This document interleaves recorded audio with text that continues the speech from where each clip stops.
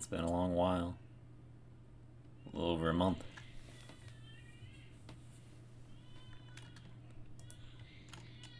But I mean, a month is not a long while for learning a language.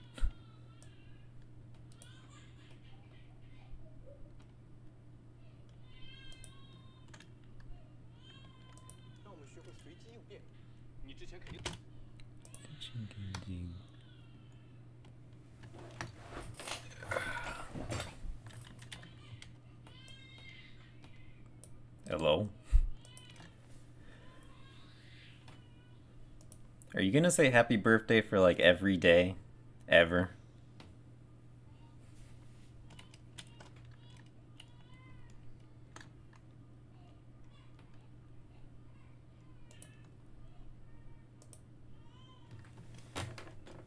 No, I'm not in China. I live in the United States. San Antonio in particular. Oh, 像在美国。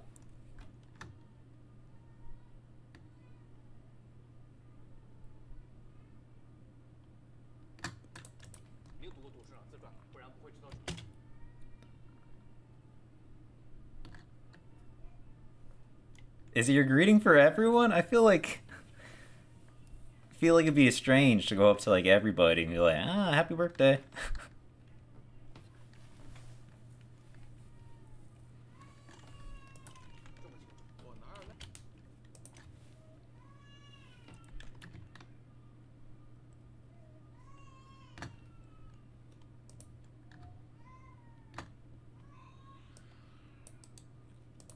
像功夫，像功夫。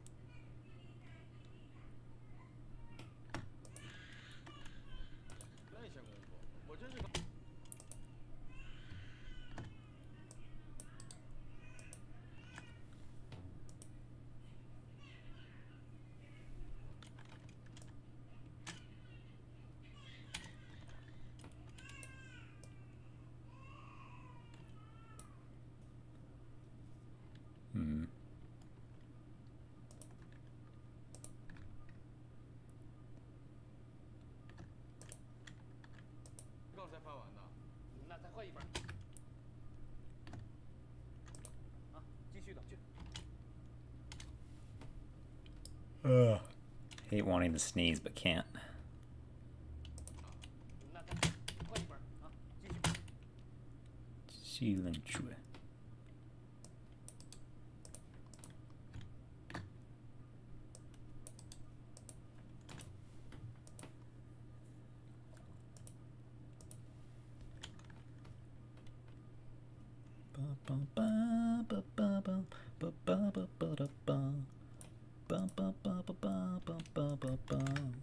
I see this word all the time, but I just don't have a clear understanding of what it means.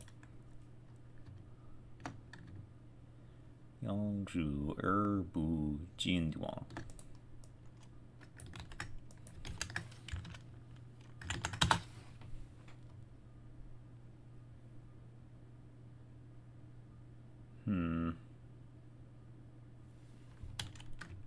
I see.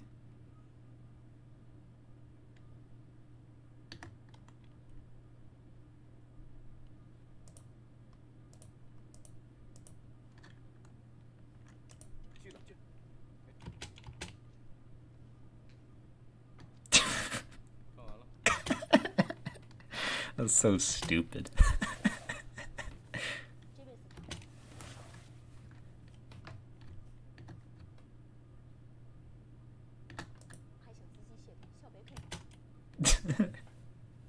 So stupid.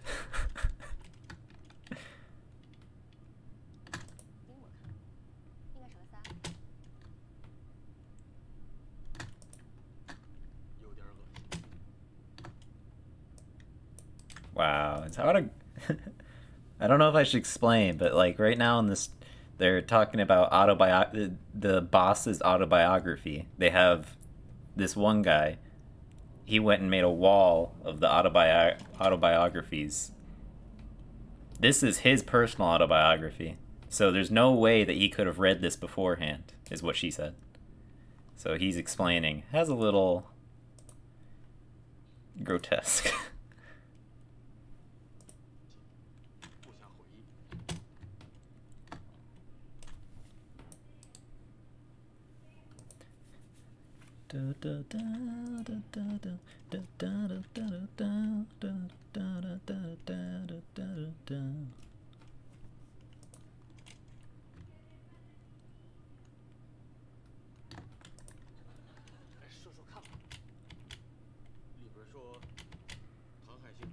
Tang Haixing. That's his name, Tang Haixing. This is also a name, Batman. For some reason, obsessed with Batman. I don't know.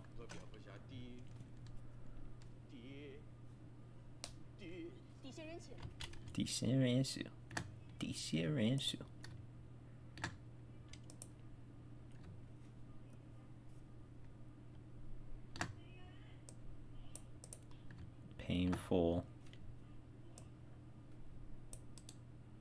Sheen like parent. Renchin.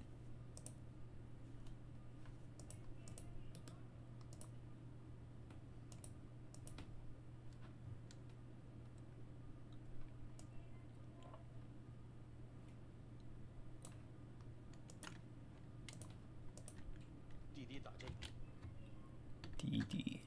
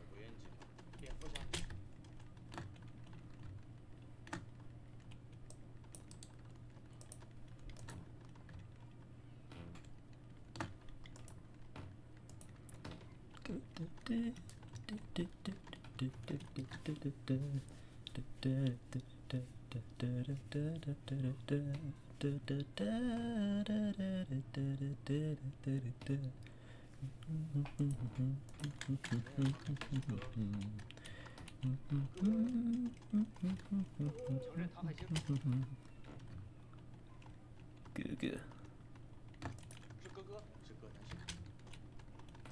Good tongue shit.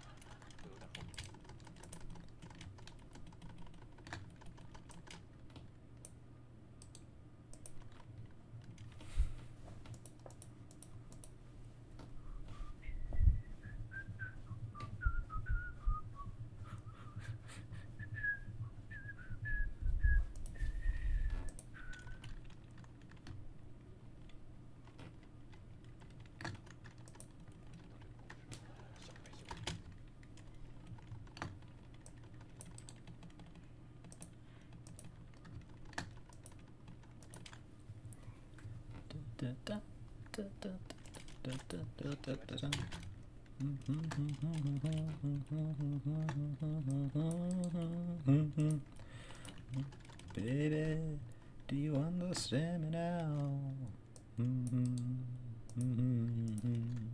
Don't you know this way down to see my other side? I'm just a soul whose intentions are good. Oh Lord, please don't let me be misunderstood. When I feel heavy, I want you to know that I never mean to take it out on you. Life has its problems, you're the shame. Too, but I love you all.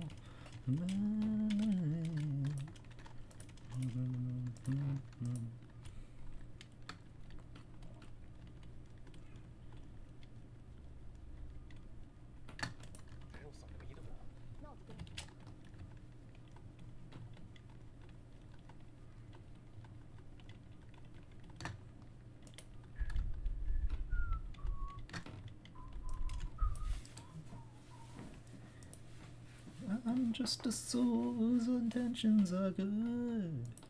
Oh Lord, please don't let me be misunderstood. Baby, I want you to know that I never mean to take it out on you.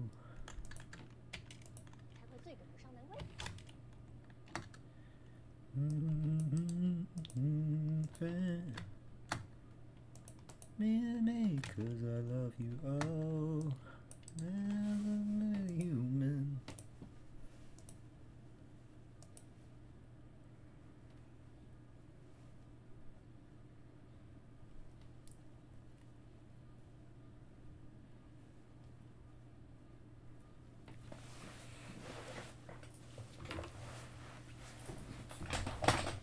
I'm just a soul whose intentions are good. Please don't let me be misunderstood. No,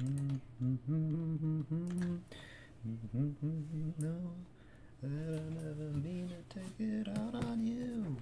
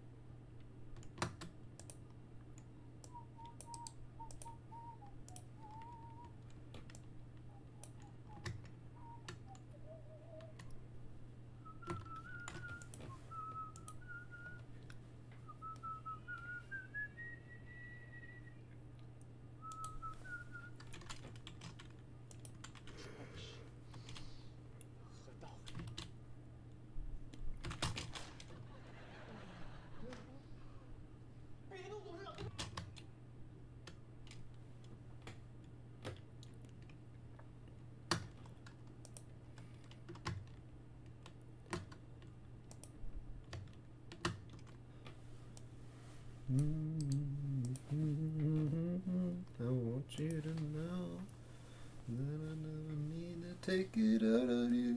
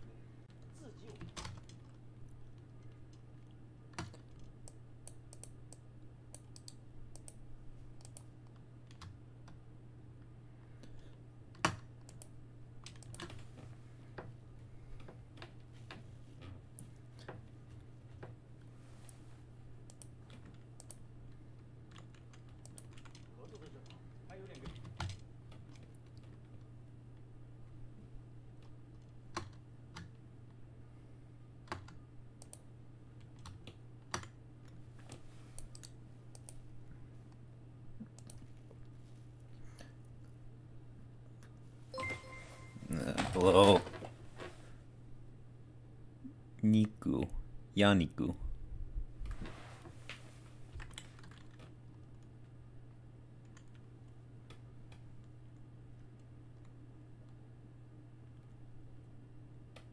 Hello. I just started my stream 30 minutes ago.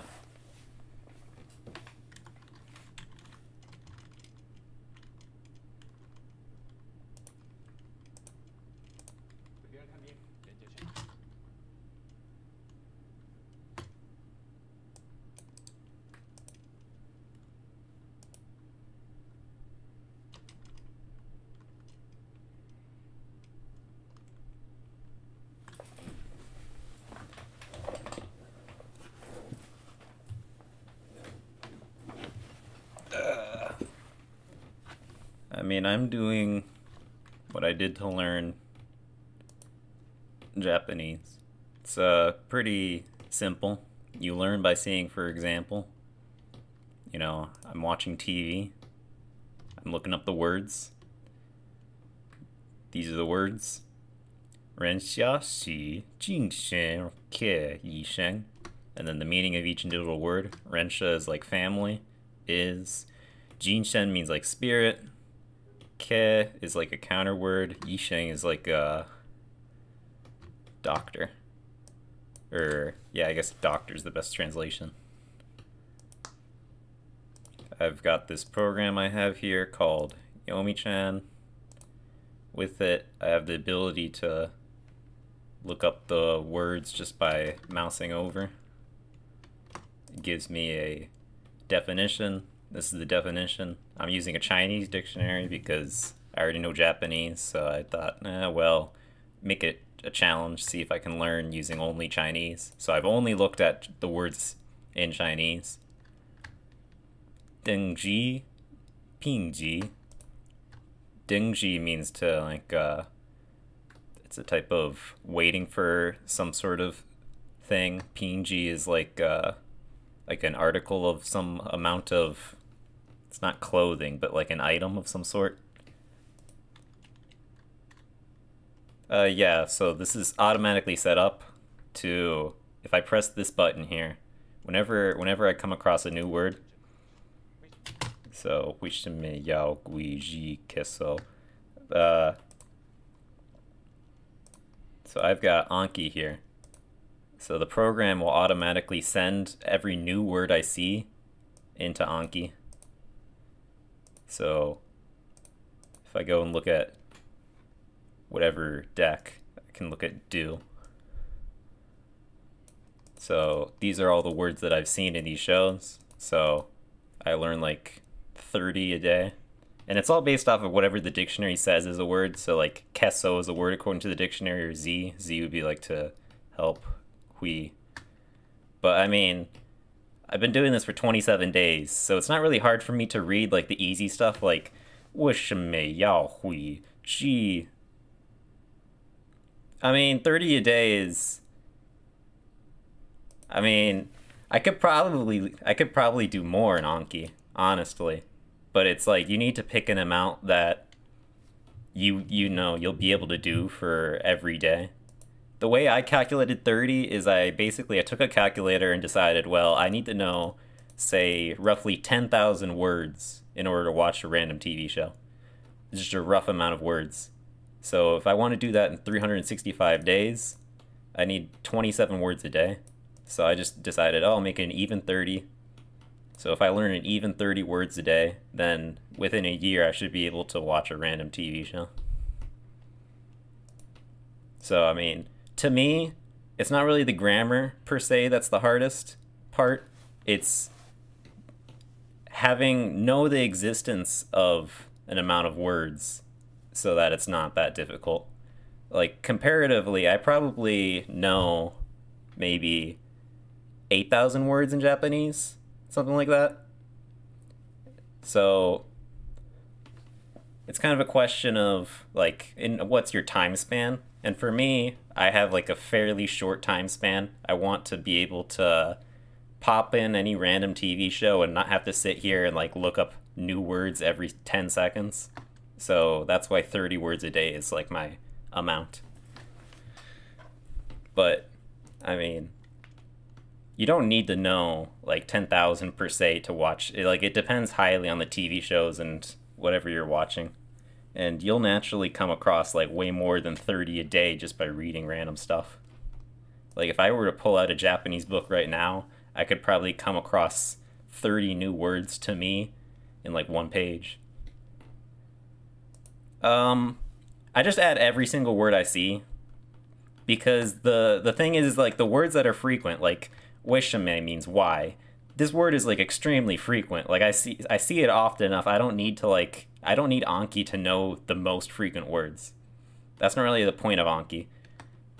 More, it's like one to tell me like I've seen this word before, so it's not new to me. So it kind of like tells my brain like, oh yeah, since I know I've seen this word before, I should like keep it in my mind to be like, oh well, that's a word that I already know. So like wishame yao hui ji. These aren't words that are necessarily I'd have to have an Anki. And it's fine, I don't really care. I've got all the time in the world. But yeah, that's kind of, like this word keso is like the only kind of rare word, but it's also the most important word in this sentence. Keso is, I'm guessing, like an illness of some sort. Cough. Yeah, sorry. I saw this word like 2 seconds ago. I don't know why I forgot. Yeah, so that's kind of the thought process, is the words that are less frequent are the ones that you want to like be learning better. Yeah, this is like the most popular website in China for TV shows. You can watch first 5 episodes of any show for free. Comes with hard-coded subtitles. If you get premium for like, I don't know, 99 cents or something like that, you can watch more, but I don't want to spend any money.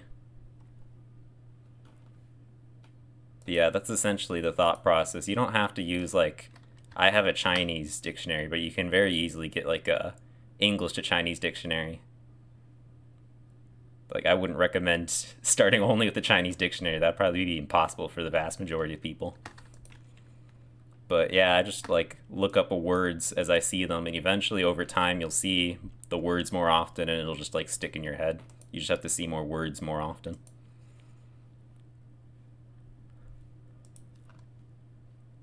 I also, some website I went to called Chinese Grammar Wiki.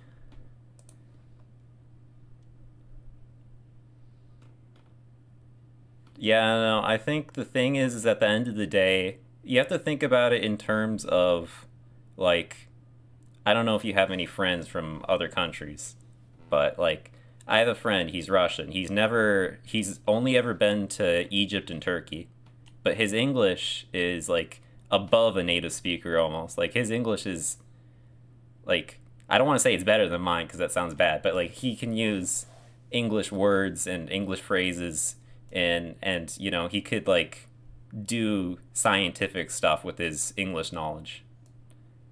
But he's never left Russia, and besides going to like typical Russian countries, you visit Egypt and Turkey. Yeah, I don't know what's hilarious, but looking at my friend, you know, how did he get so good at English? He watched I mean, that's fine. You talk to a Chinese person. I don't really have that issue because I have like tons of.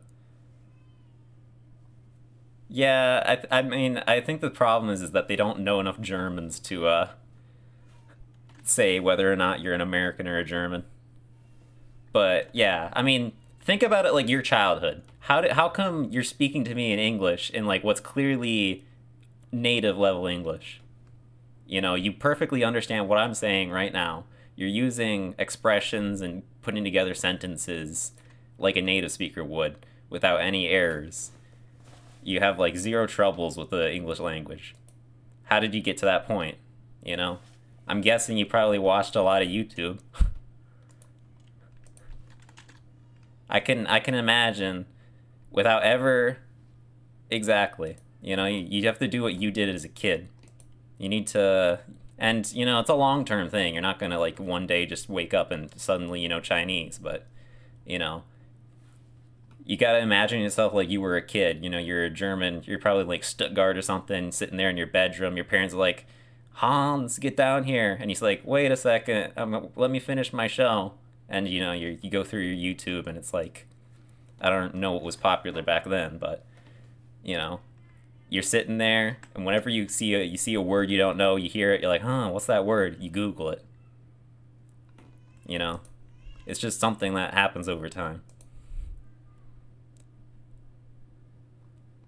You know, that's why it's not surprising to me coming across like a German who speaks near native English.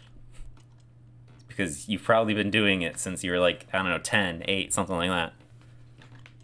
My cousin's from Sweden. He speaks perfect English. Probably because he's watched a lot of TV.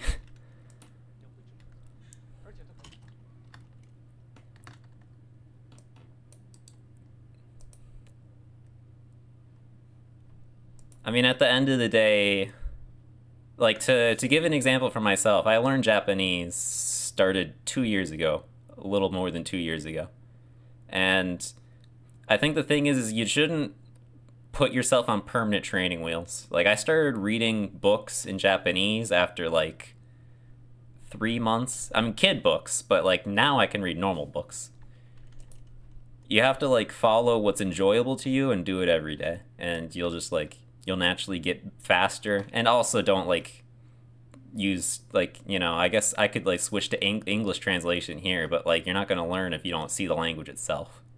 You know, you can't learn to read. Like I can read this easily, and it's only been 27 days. So you shouldn't let that be a limiter in any sense. And then I guess for grammar I just used this Wikipedia.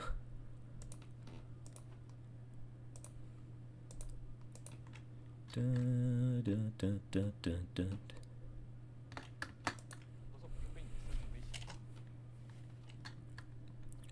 这条妹是小的。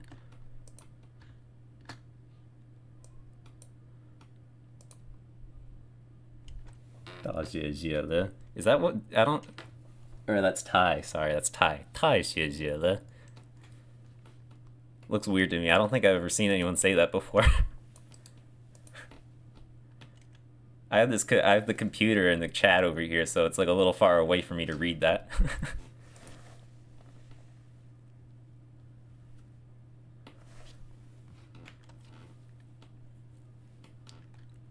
I see. Well, hopefully at some point, you know, reading, I mean, like for me, reading Japanese is like second nature. So hopefully at some point, even if it's like far away and small, I'll be able to read Chinese just as easily.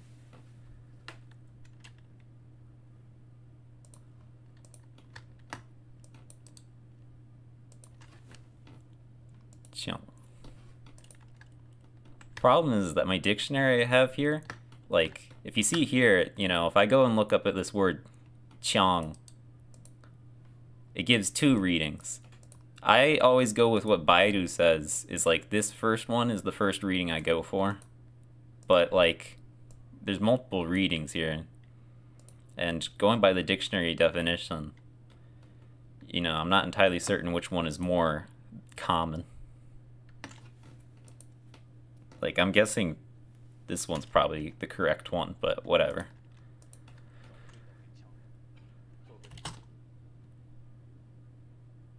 What is dictionaries? No, they have dictionaries in Chinese too. Or do you mean multiple readings for words? I think maybe like, yeah, no, there's words with multiple readings. Like, let me give you an example.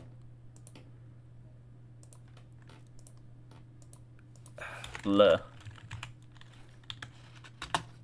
This is like an extremely common thing you'll see. You know, you used it earlier, but it also has the reading liao, which is used in like other words. I can't remember how to spell it. It's liao. I remember the word in Japanese, but I forget the word in Chinese. That's the problem, not remembering how to spell things. But yeah, I think maybe roughly 10% of characters have multiple readings. Like, it's not as bad as Japanese, because like Japanese, every character has like at least 3 readings. But yeah, especially common words, you'll see multiple readings. This means to understand.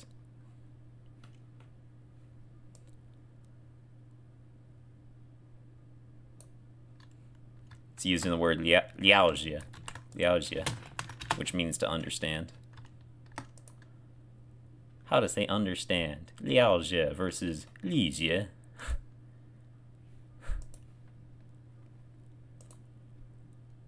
It's not as big an issue as Japanese, and I think the thing is, like, I don't know, you get used to it. I've never run into issues whenever I come across Japanese words that have multiple readings.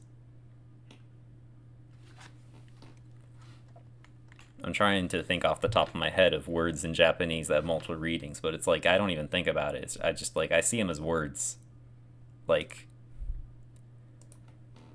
when I see the character le alone, I know it's like le. That's how you pronounce it. But if I say liaojie, I know you pronounce it liaojie because it has this after it. It's just like how if you see in English, I never know the examples for these off the top of my head, but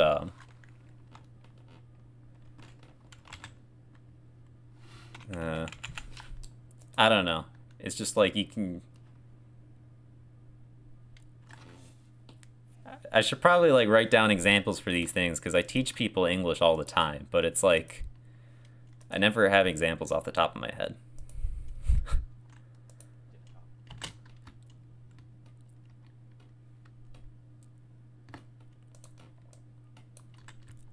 See, I never even think about it in terms of readings. Like, I don't think, oh man, this character has this, like... I think a character in... It would be Sheng in Chinese, but this character in Japanese has, like, 12 readings. Chinese only has 1, thankfully. But, like, in Japanese, it's got 12 readings. But it's like, I don't even have to, like, think about, like, all the different readings it could have. In fact, I have a dictionary on here in Japanese. I can just look up the amount of readings. Sei, ki, sho, suzushi, nama, nari. So it's like, oh, and also hai for hairu. Umu for umu. Like, it's just like an insane amount of readings for one character. And it makes sense why. It's because there's, like, talking about life is like a fairly common topic.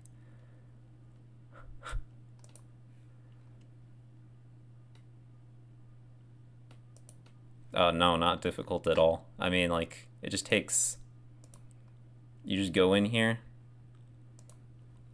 You go in here. Here's the dictionary store. And these are your Japanese dictionaries. This is a Chinese dictionary. I just went and Google... Sadly, I don't have one. I'm going to learn Korean at some point in the future. I promised my Korean friend. But I just Google Yomi-chan, Chinese dictionary. First thing that comes up, Chinese, Yomi-chan setup. And then this gives you a bunch of different dictionaries. The one I'm using is this one. This is overall the best choice, it says here. Not at all difficult. I guess this is a Chinese to Japanese dictionary. And I guess they all work two-way. This is a Chinese to English dictionary, Chinese to Chinese, Chinese to Chinese. Yeah, I assume so.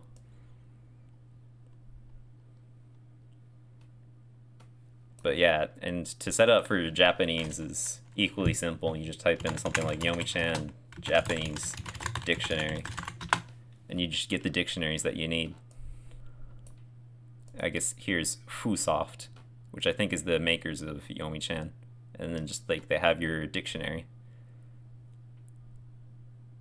The Anki integration is a little harder.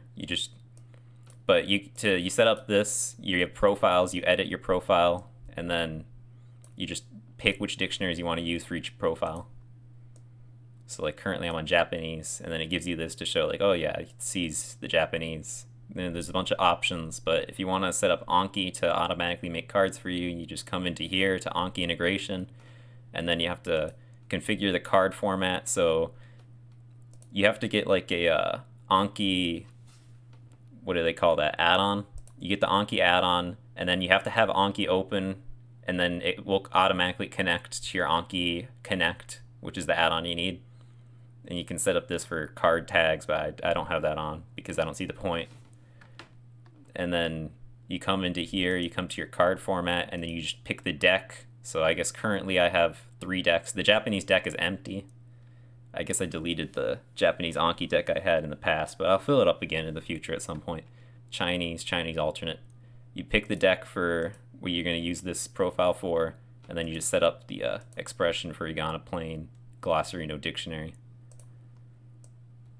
It's not extremely difficult to understand. It's a little technical. But yeah, I think having a pop-up dictionary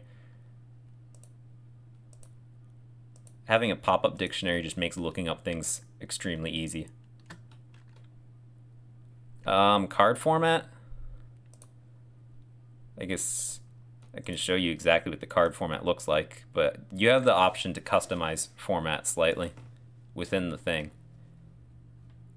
But the card format looks like here's a xiaogunxiang, which is like little woman.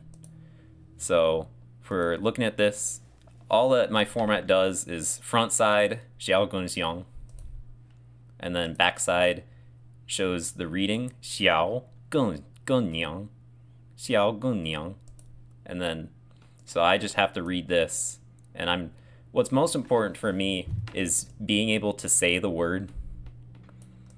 But then I guess the dictionary entry is like a little reminder, like, oh yeah, that's the meaning.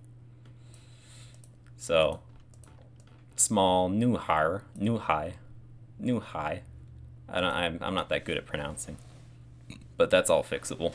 Like, who cares that much about accents early on? So I mean, that's all I have it set up, but you could always choose however you want it to be.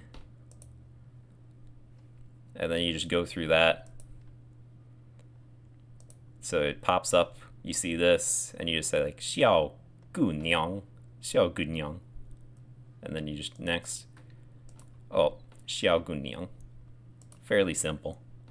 Takes me, I don't know, 30 minutes to do. Gets easier over time too. I guess when I started it took like an hour. Now it's like 30 minutes. Your brain just adapts to being able to read the characters faster.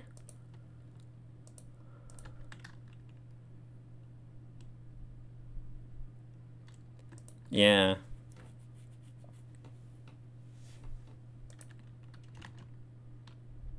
I mean, it's as long as they understand you, you can always fix your accent later on. So it's not really that, as long as you have the ability. Like, it's much more important. I don't know, when I was learning Japanese, I just like go onto Twitch and like go to Japanese Twitch streamers and I just like text, type to them, because it's like, what's really the point of spending your time like speaking if you're getting like the same kind of creative skills out of typing? Because speaking, you have to like there's a lot more that it's more involved to speak, especially at like a new stage. It's just much easier to text people.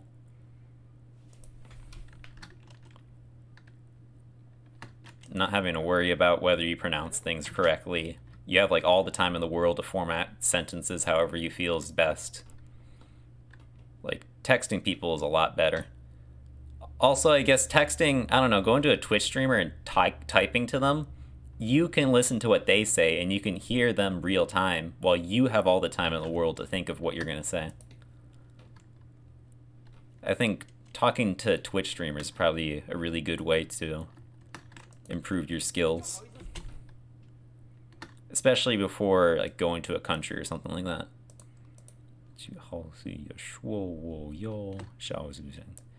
I personally don't have the same kind of...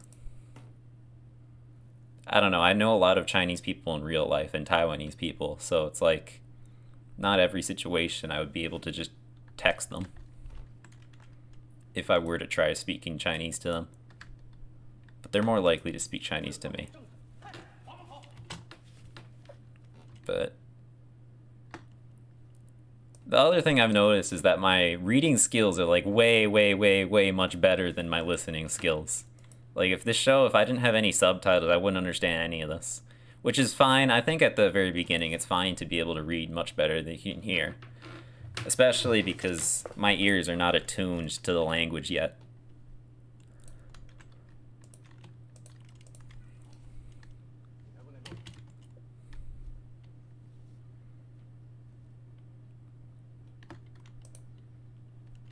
So, I mean, I think it's fine early on to be much better at reading, and you'll probably always be better at reading in some regards.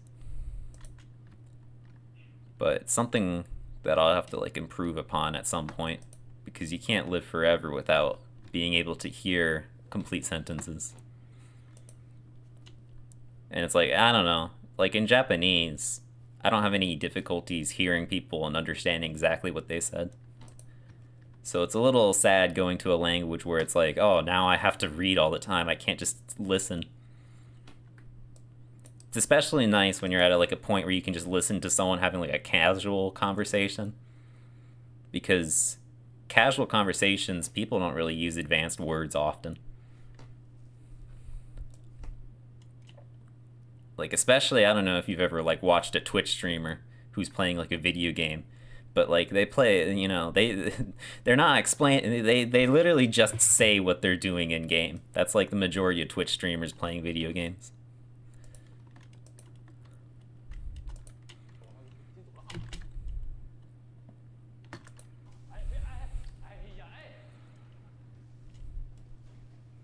Like, I swear for Japanese Twitch streamers, half of what they say is just yabai, yabai, yabai. Honestly gets repetitive.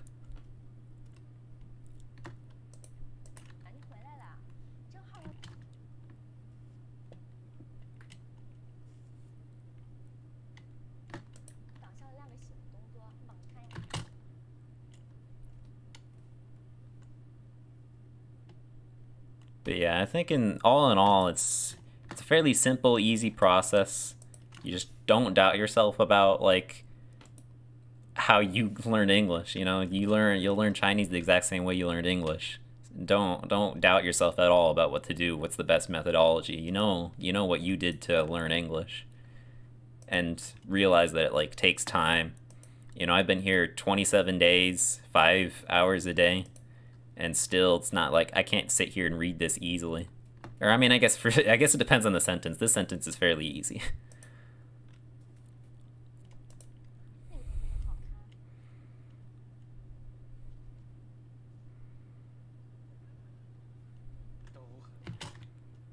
都很好，记得多给小白比比心。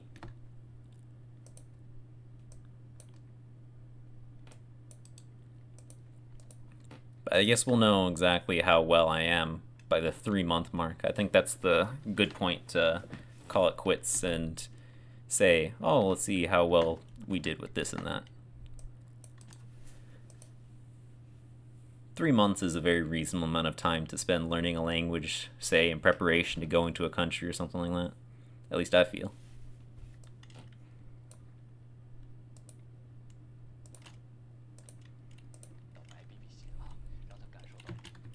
Five hours a day.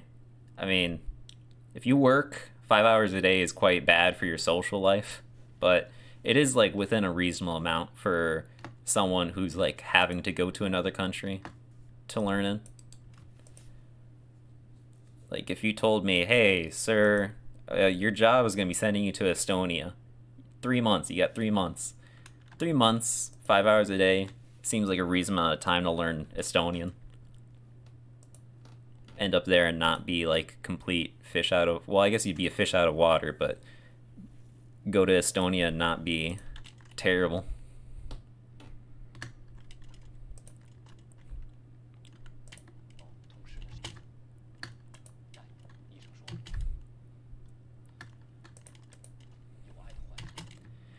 Big problem though is like I'm terrible at reading Chinese and speaking English at the same time.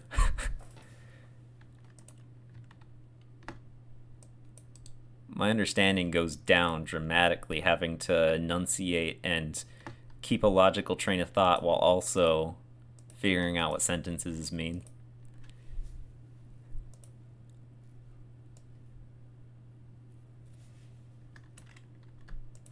And I guess at times it does get boring when you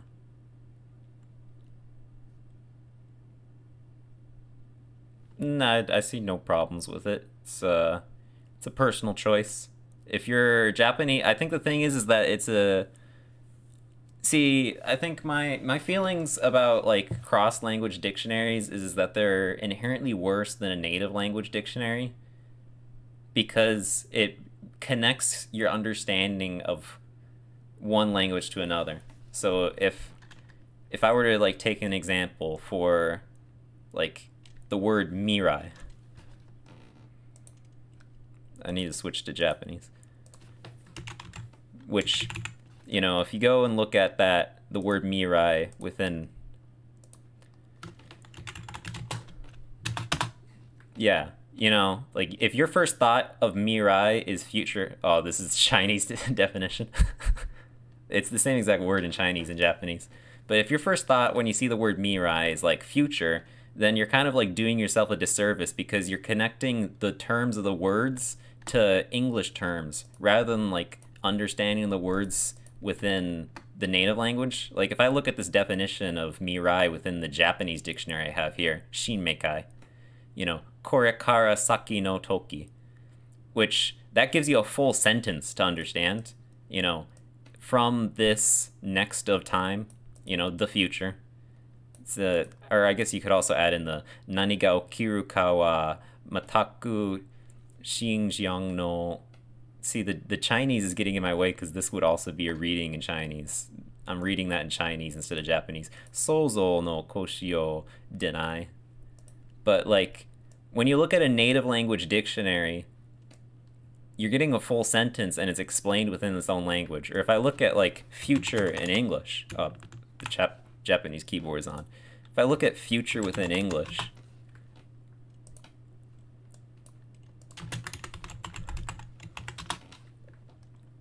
the time or period of time following the moment of speaking or writing, time regarded as still to come.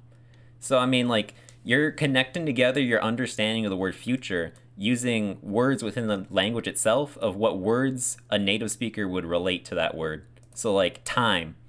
When I hear future, I think time. Well, if you like learn mirai, instead of thinking of toki, you'll think of time. So you're not connecting together the native language word to the word itself. Well, I mean, I think the thing is that if you're not confident in your Japanese like reading abilities, I wouldn't recommend you to like use it Chinese to Chinese. So like if you're sitting here and you're like seeing this right here and huxiang chinai, and you see that and you're like, oh man, I can't understand that at all, then I wouldn't recommend it. But also, I don't think you can also add in multiple dictionaries. So you could add in a second, like an English dictionary, and then your first dictionary is whatever language, and then you can like look up within the dictionary what the words in the dictionary mean. Like you don't have to necessarily stick to one dictionary. If you're wanting to improve your Japanese skills while also Chinese, you know, you could have a Chinese and a Japanese dictionary, and then, you know, if you can't understand the Chinese dictionary, you just like switch to see what the Japanese word is. I think looking up the dictionary definitions is good. I haven't done that here, but maybe after I'm Twitch streaming, I think the part of the challenge here is like, how good can you get in Chinese only looking at Chinese? Like, it's a challenge. While, like, if I were doing this and I'm just like a normal guy, I wouldn't like take the challenge. But yeah, that's my thoughts on dictionaries, is that within the native language, like I have a Italian to English dictionary right here, and it's like I can come in here and look at, you know, memorial, and I can see like, what's memorial in Italian? Wait, where is memorial? Here it is. Commemorattivo monumento. You know, it's like the exact same thing. It's like, it's not really, I'm not like improving my Italian skills by seeing like what word in Italian is the same exact word in English. You know, I could read that dictionary every day for the rest of my life and I probably would never improve at Italian. Well, if I like read the Italian dictionary within itself, I'd probably improve Italian at some point. So it's kind of a question of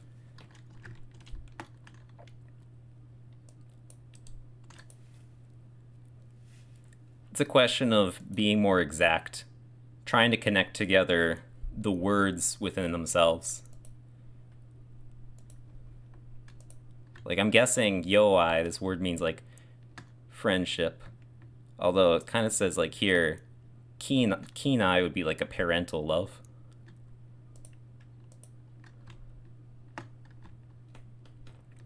So that, I mean, that's my personal thought on the dictionary question is, you know, at the end of the day, if you're sitting there stuck thinking in a different language, you'll come to a roadblock when it comes to expanding your like interlanguage understanding. You'll often come into problems where you'll think like a word in one language means the same thing as another, but it's not used in the same way. So your ultimate goal is probably be able to read the native language dictionary. But reading dictionaries is hard, so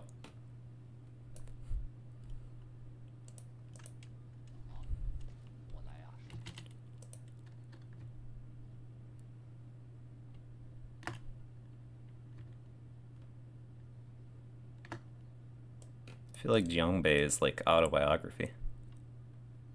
Oh no, it's trophy. I saw this like earlier in this episode.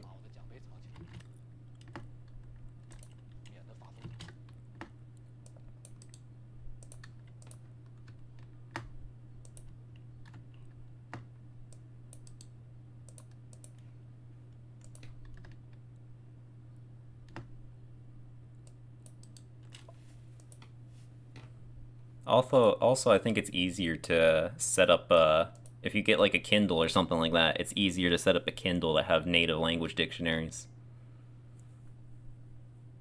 In fact, I think for like the Korean language, there is like extreme lack of sufficient dictionaries, English to Korean dictionaries. So I guess if you're also looking at a language that's like if you're learning a language that's like barely popular outside, like, I don't know, some Bantu language, a language that is probably barely written down in its own, let alone within English, you'd probably at some point have to use a native language dictionary just to be able to get the full amount of words. Oh, I mean, I think you should never limit yourself to think about it like what you did in English. I'm sure in English, you probably as a kid watched like cartoons or whatever. That's fine, but if you found yourself at some point like, oh man, I want to watch House, the TV show House. You probably just like went and said, oh well, I'm gonna watch House. You probably didn't go like, oh man, is there a House version of, do English or whatever an English language version that'd be. You shouldn't force yourself to stick with beginner stuff. You should just like go away from things that you find too difficult.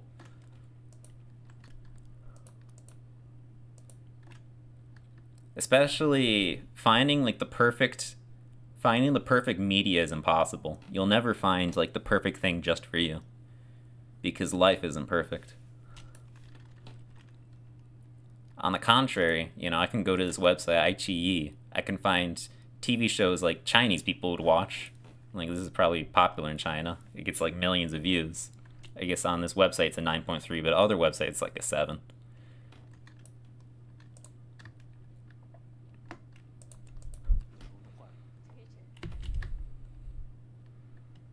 But I guess it's also a question of like how much you're willing to fight like the ambiguity and having to do lookups. Someone who doesn't like doing that, I can see them sticking more to like beginner stuff.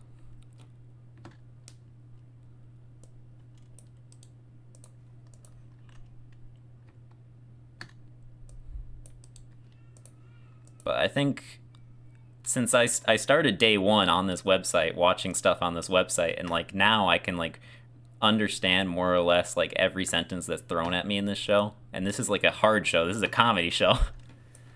It kind of shows that you don't have to stick with beginner stuff if you don't want to. You shouldn't see it as a crutch. Like, I started with like a normal TV show that like a normal person would watch my age, and I got here just fine. Maybe it wasn't as fun as it could be, but it's not been an issue. Especially since I'm learning like with the Chinese dictionary here, it's even harder than it. Like, I haven't even seen the dictionary entries in English. So that makes it extra hard.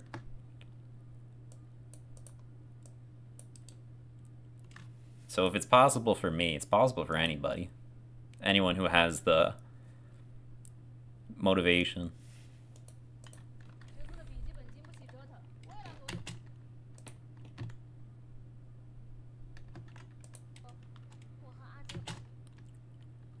阿杰老师坐在小白老师旁边。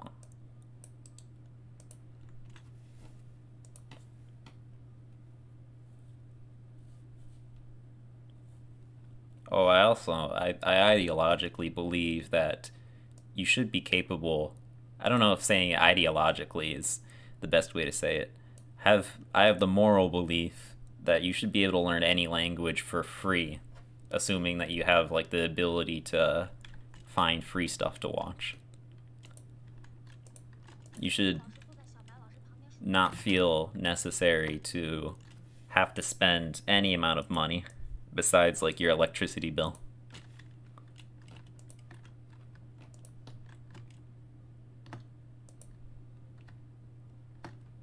It should be as equally easy, assuming that, you know, you can find the free time. It should be equally easy for you, for free, and for Mark Zuckerberg to learn Chinese.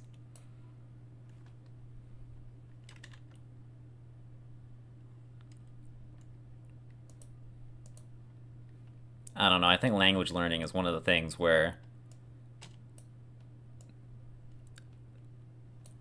it's somewhat of an equalizer. Like, it's definitely something that requires more skill than being something you can just pay for.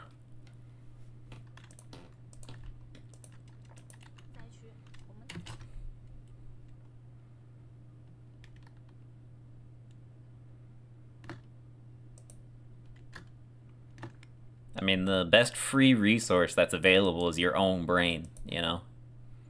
If you're not stupid, you can figure out a lot of stuff for yourself.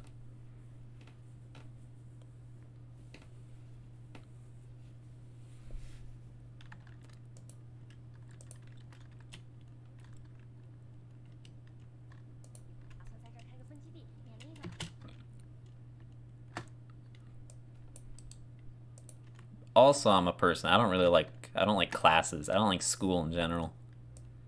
So I'm more oriented towards teaching yourself. Like, I've never taken a Japanese class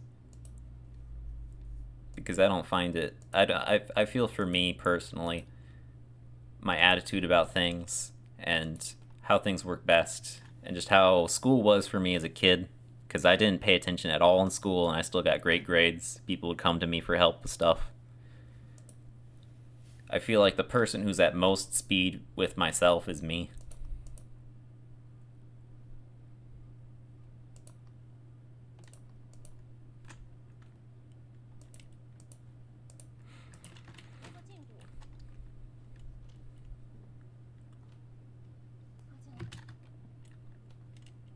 Not saying that tutors or teachers or anything like that class. Like, I guess some people prefer the organized.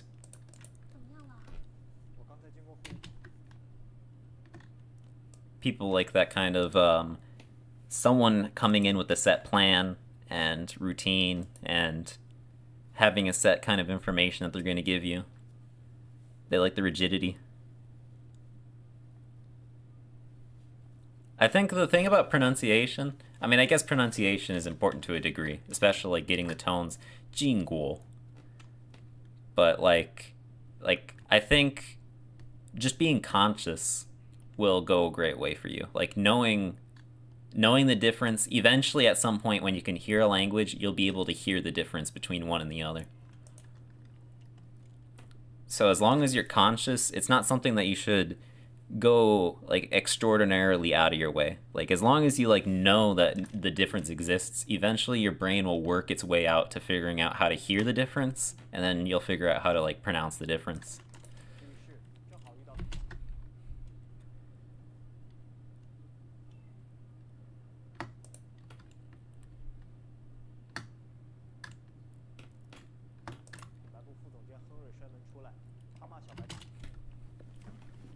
But I kind of look at it from the view of like how I learned Japanese. You know, I went from like not being able to hear anything whatsoever to being able to like hear words at like normal speaking frequency. I can't say for certain because I'm only so far along in Chinese, but I assume at some point, if you pay attention to it and you see it as something different, you'll eventually be able to learn to hear the difference. And if you can hear the difference, eventually you'll be able to speak the difference.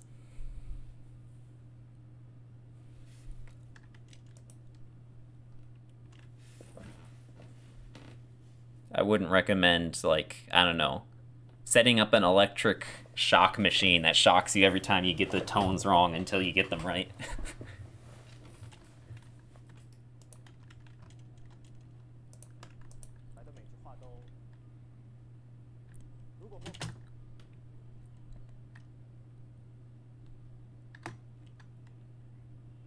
Yeah. So, I mean, I think it's important, but it's not something that you should, like, sit there and stress about.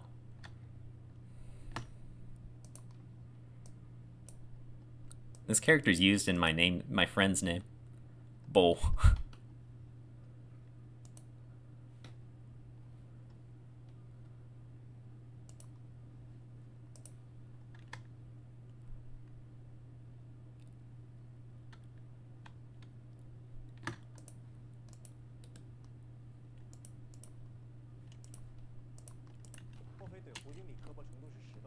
There's only so far that you can be so granular about the language. At a certain point, you just have to, like...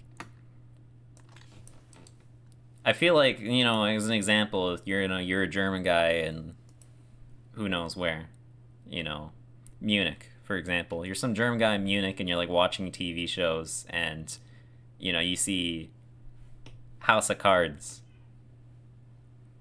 And you're watching House of Cards. I wouldn't say it's half, but it's quite a large amount. Wow. I mean, there's only so many, you know. I guess for some reason I prefer South Germany over the other parts of Germany. But if you're watching, like, House of Cards and, you know, you sit there and you're watching and you understand, but then you go to your teacher and you walk up to your teacher and you start speaking and you speak in a huge, thick German accent. It's not like you don't know English, right? Even if you have, like, a thick accent. And the person who sits there and goes and watches, like, you know, the entire, like, show, House of Cards, is probably going to walk away with better English than someone who, like, spent the same amount of time with their teacher just, like, going over speaking English with a perfect accent. I think at the end of the day, the accents are going to be, like, the most minute of importance. Not to say that, I guess, like, tones is not accent. It's obviously, like, different words have different tones, and it's, like, important for understanding the meaning. Like, it's not comparable to pitch accent. Pitch accent's an accent. Like, you can go and learn Japanese entirely without understanding any pitch. But,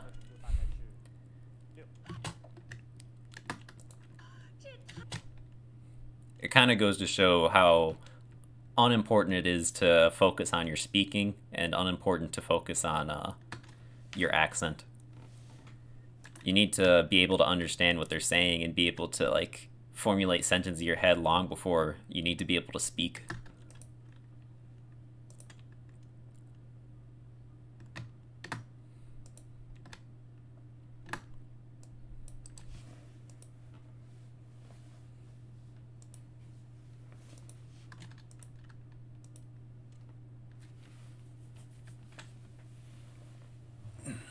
Also, I think scientifically speaking, accents are, like, the hardest to learn as an adult.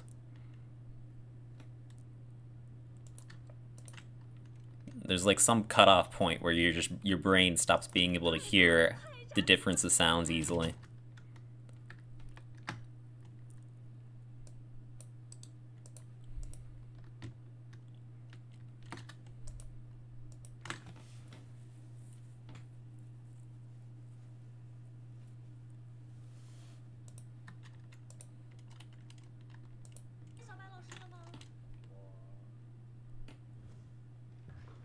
Oui.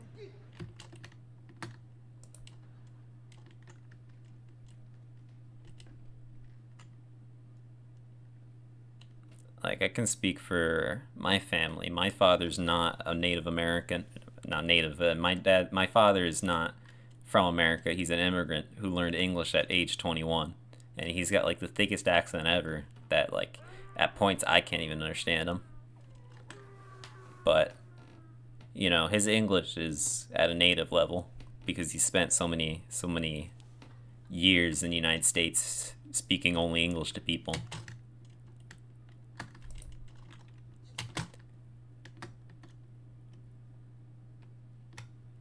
I mean, I never bothered, but like at a future point, I'll probably bother with it.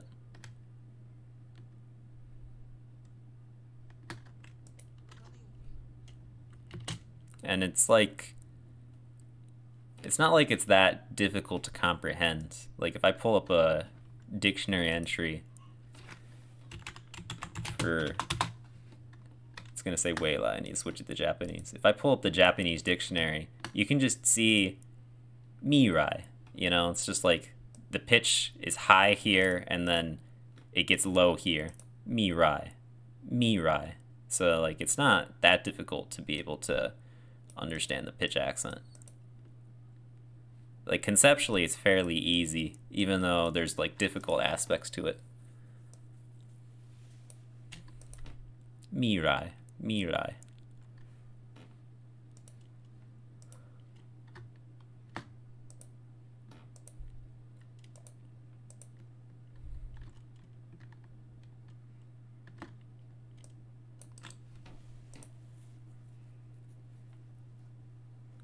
Comparatively, tones in Chinese are like an essential feature of the language. I don't think it's possible to speak or understand Chinese without tones. It would just be like, it'd be like gibberish almost.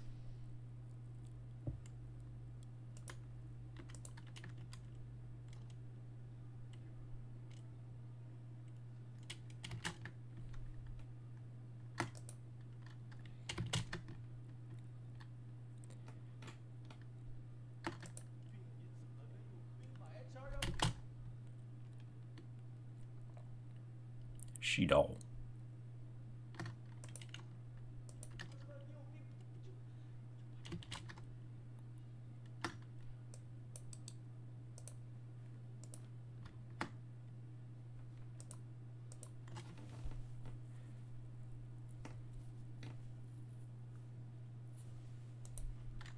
I'm guessing that does not mean food. One time, I see.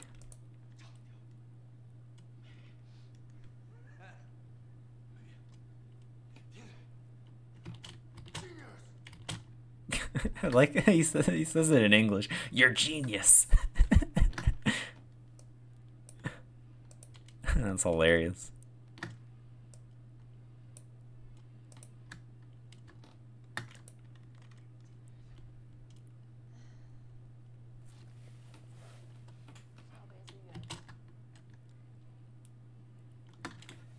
I don't laugh that much watching this show, but some of the things are very funny to me.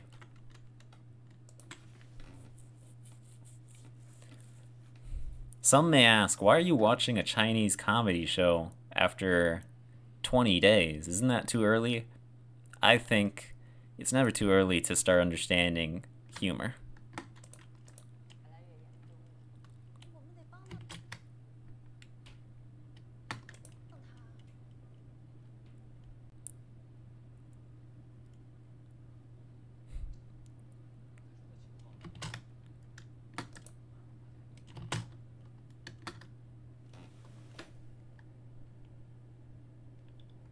Oh, yeah. I don't like it how they do it like that.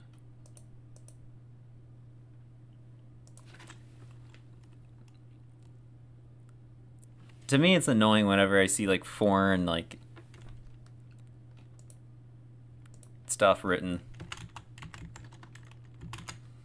That would be ke. That would be, he.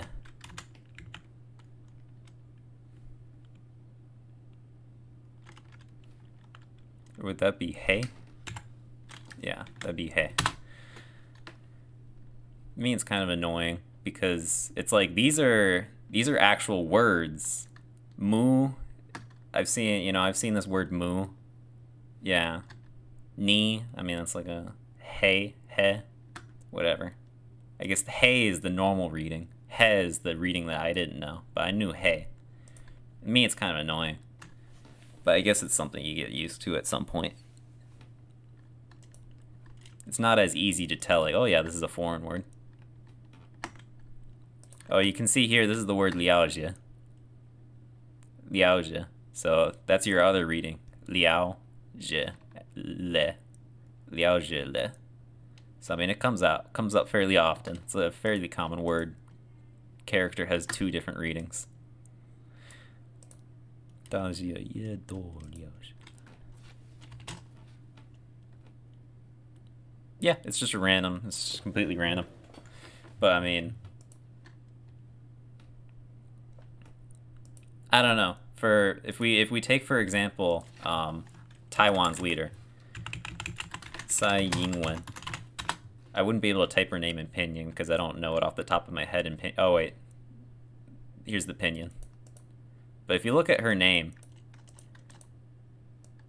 this Tsai means like drug, right? This Ying means England, Wen means character. So I mean, if you think about it in terms of like that, I mean, this doesn't actually mean England, but this is like Yin Wen means like the English language. Like Yingguo Yu Wen, English language. So I mean, it's kind of funny to think like, oh yeah, the leader of this country, their name means English language. It's kind of stupid. But no, in actuality, Ying is just like, it means it's a type of flower. It just so happens that it sounds similar to England, Yingwen.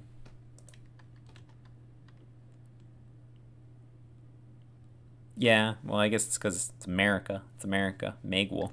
America. I mean, it's the only way that they'd be able to do it. Like, there's no... Unless they invented another script, it's the only way they could possibly write the name. It makes sense, it's just, it's like... It's weird to see.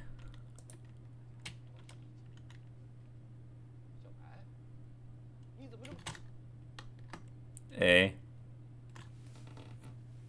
Just talking about leader of Taiwan. You know their name? Their name? Tsai Ing-wen? I guess now I can type it in Pinyin.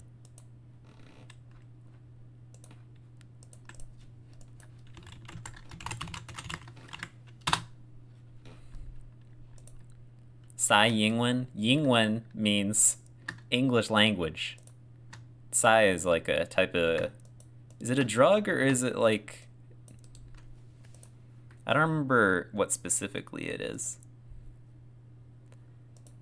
Their name means like English language, Yingwen.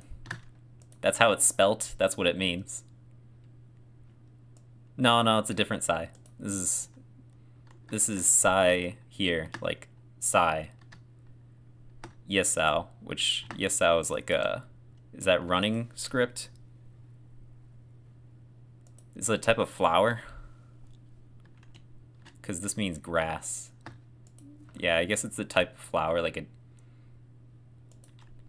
No, there's like there's bound to be like Tsai. This first Tsai is used for like just something just happened.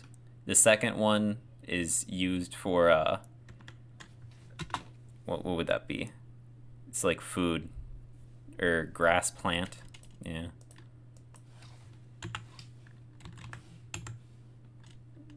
Like there's a lot of...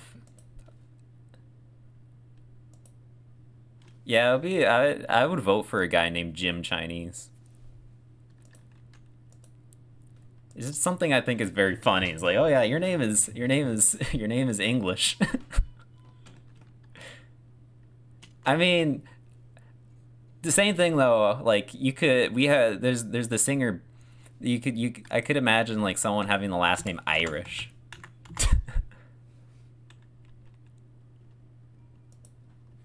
Like, that doesn't sound that weird to me. It's like someone having the last name Irish.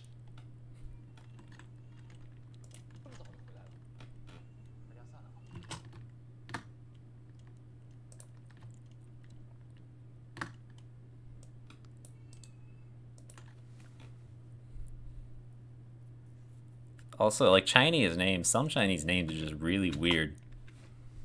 Like, can't they just, like, get gods so they can have normal names like John and Peter?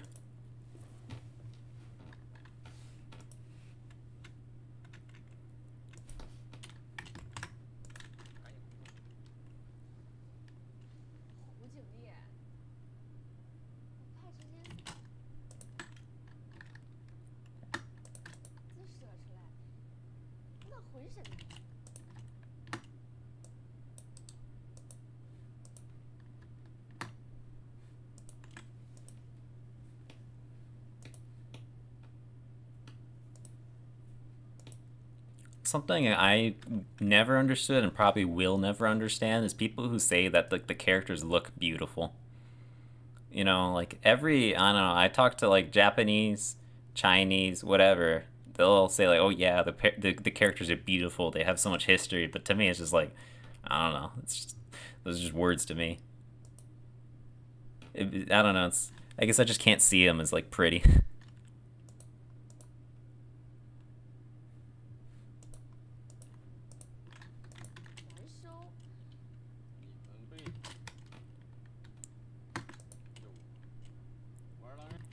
I only think that if it's written in Japanese, it's cute.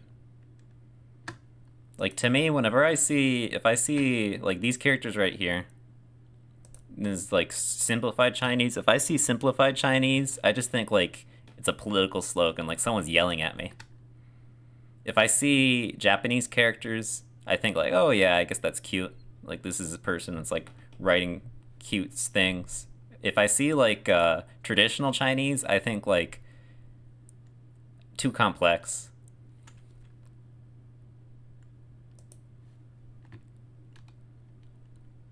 Maybe it's because I started with Japanese, but me personally, I prefer, like, how it's written in Japanese. Like, that level of, like, simplified versus complex.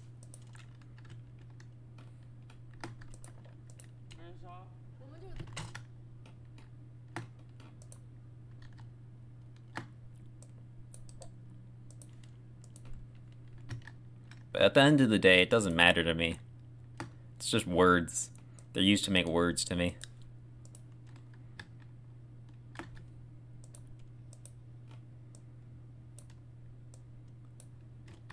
On the other hand, it matters quite a lot to a lot of Asians.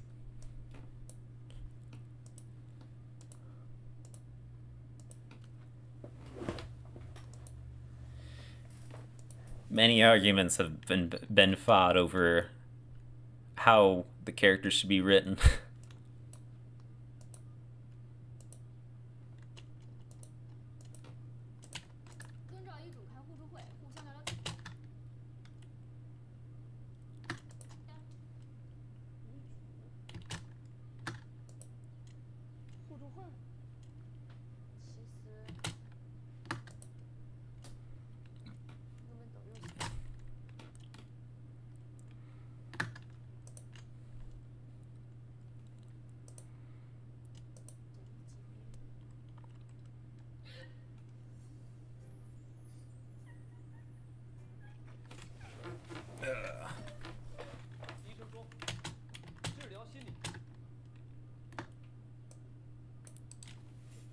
I hope this guy doesn't die. He's got a mental illness, the doctor says. And I always trust doctors whenever they say that I'm mentally ill.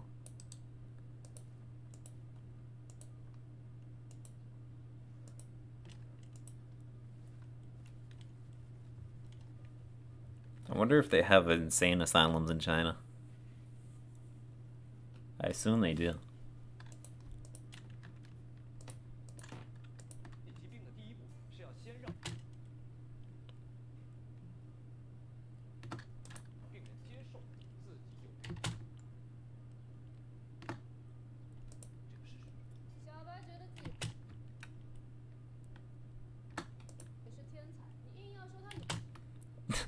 He literally said that like 3 minutes ago.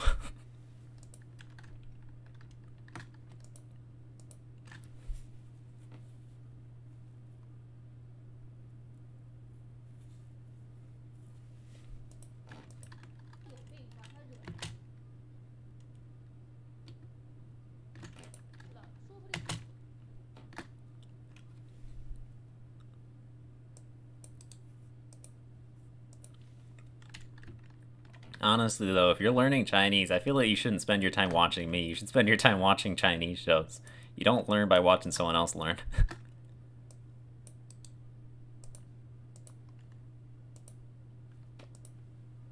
There's like only so much I can teach you or help you out with.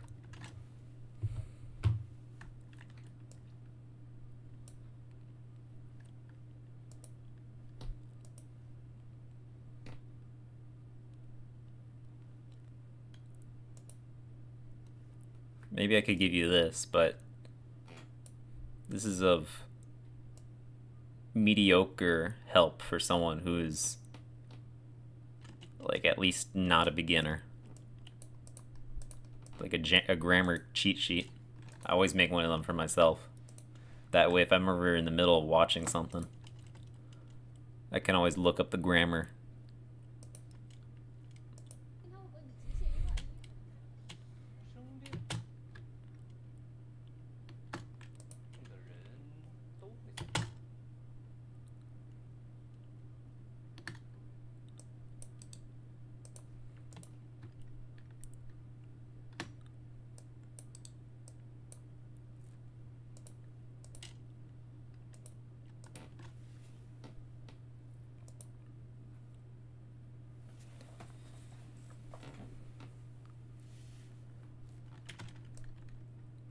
You know what's interesting to me is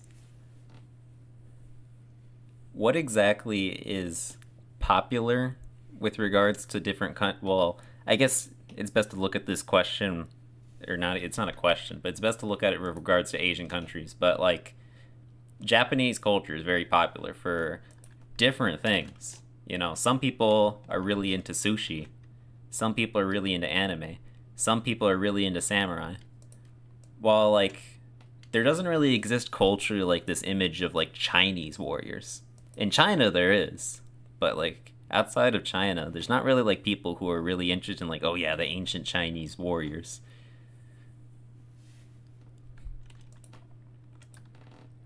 And I guess like karate is somewhat popular. And then some people who like Chinese things. It's like, oh yeah, I like kung fu.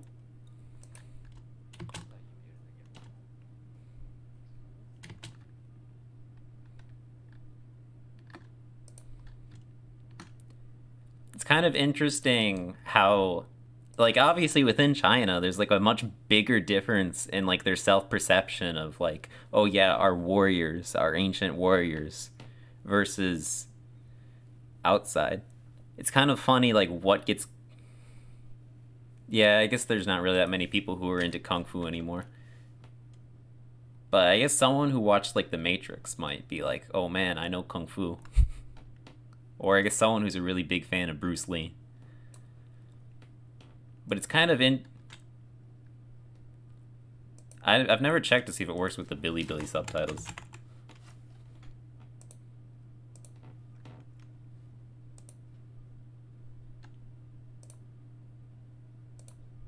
It'll take me like 2 seconds to find out.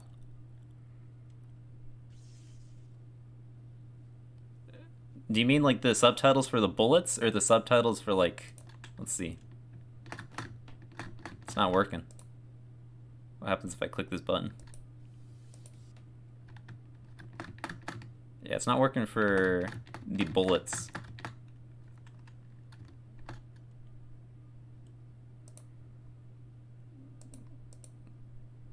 Let me see if it works for these subtitles.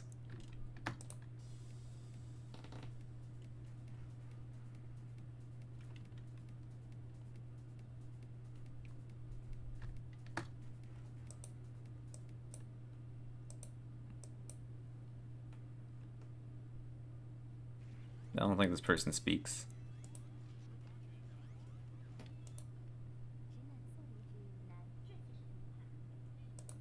Yeah, but those are hard code subtitles.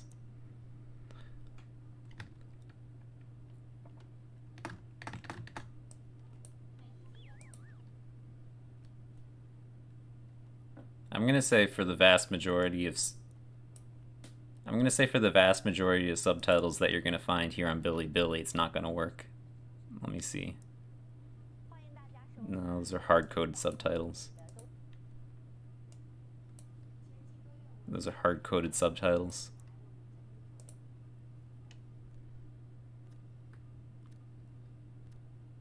Yeah, it looks like people on Bilibili. I mean, I guess it's the same exact thing in YouTube. It's like people on YouTube, they put their subtitles as hard coded like into the video. They don't put it as like off. Well, I mean, I guess some TV shows do it that way this too, but for TV shows, people often have like subtitle tracks.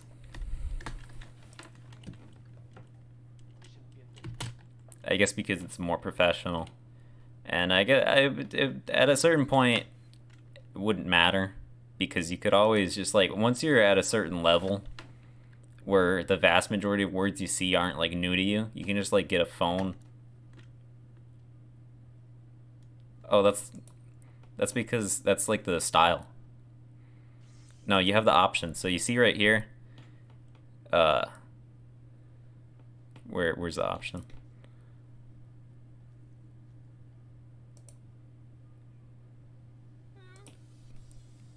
So I get the option where you can like turn it on and off. So like it's like a thing that people want while they're watching. Where the hell's the option?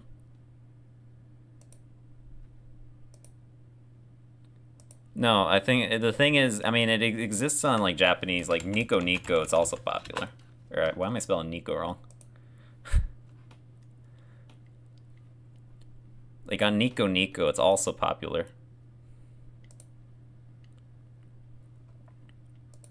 I need an account.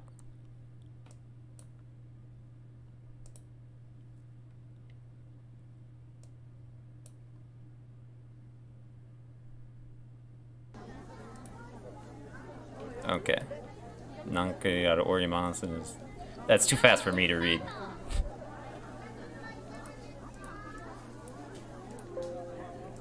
So, I mean, you see it on Japanese websites too, and I mean, you'll see it on Korean ones too. It's just like popular over there because it makes them feel like they're not alone watching something. It makes it feel more social. Seeing somebody comment exactly when you see something happen. But most websites that have them will usually have the option to turn them off.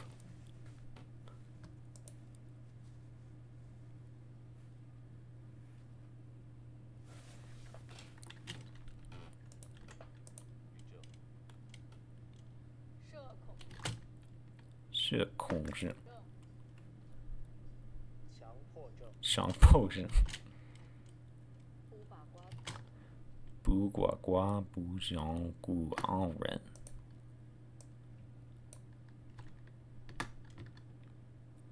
中可惜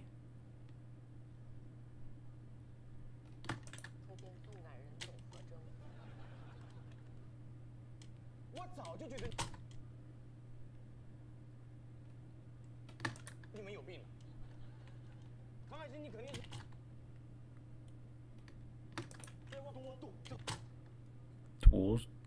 多种想凭什么说我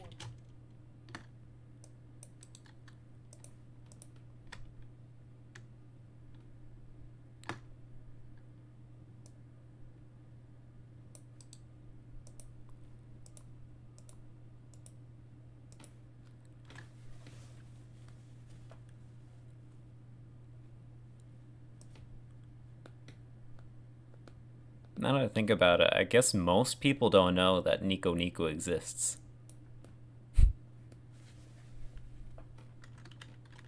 And is like a cultural element in Japan.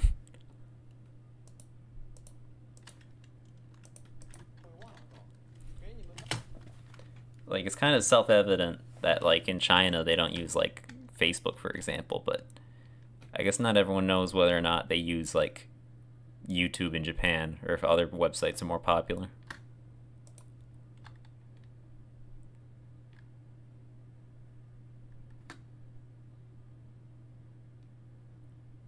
I mean, I haven't read the news.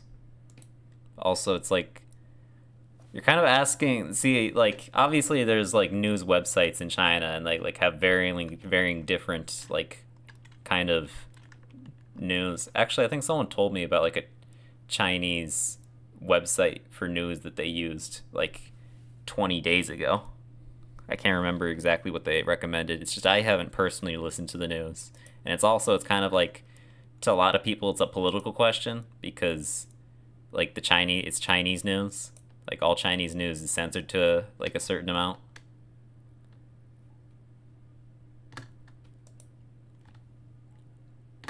So like someone might say like someone might tell you like, oh yeah, no, don't watch or don't listen to Chinese news. You should listen to the South Morning Post or I guess the South China Morning would probably be written in.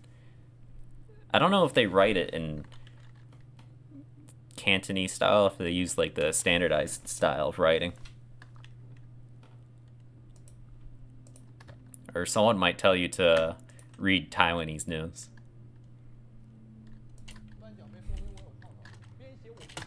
It's kind of at like a different level of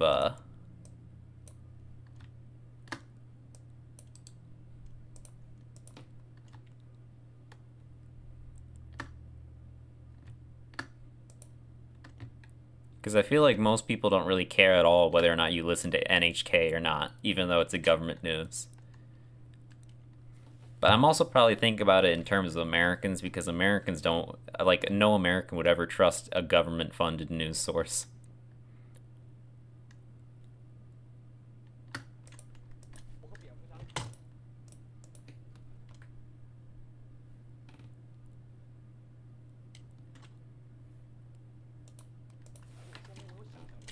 Actually, I'm not certain. I guess some Americans might trust PBS or something like that.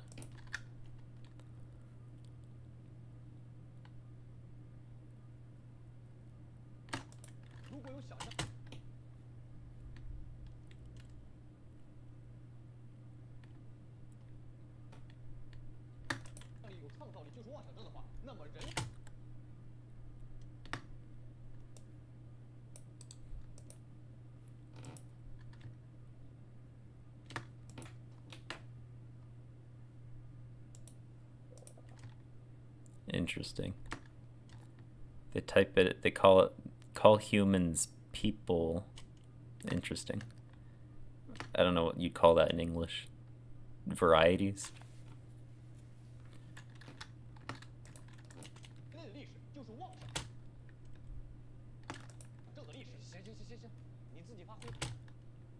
But yeah, I mean, someone told me about like a easy Chinese news source a while ago. I just don't remember what it's called.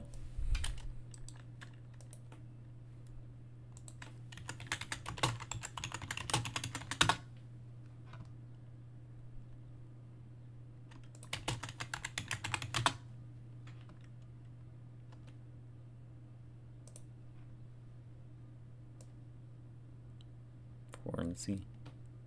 The chairman's bow. Online. Interesting.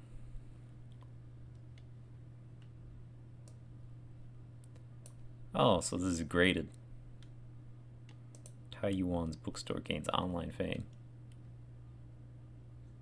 I don't remember. Is HSK1 hard or easy?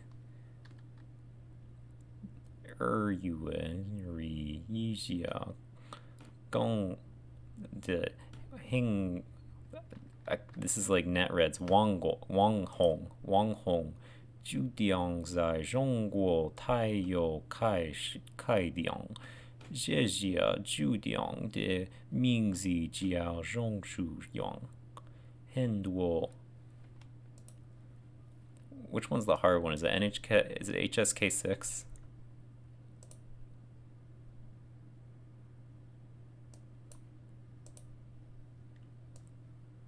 Yeah, I'm guessing this is harder. Ren Wang, Li Ri Hao Dao.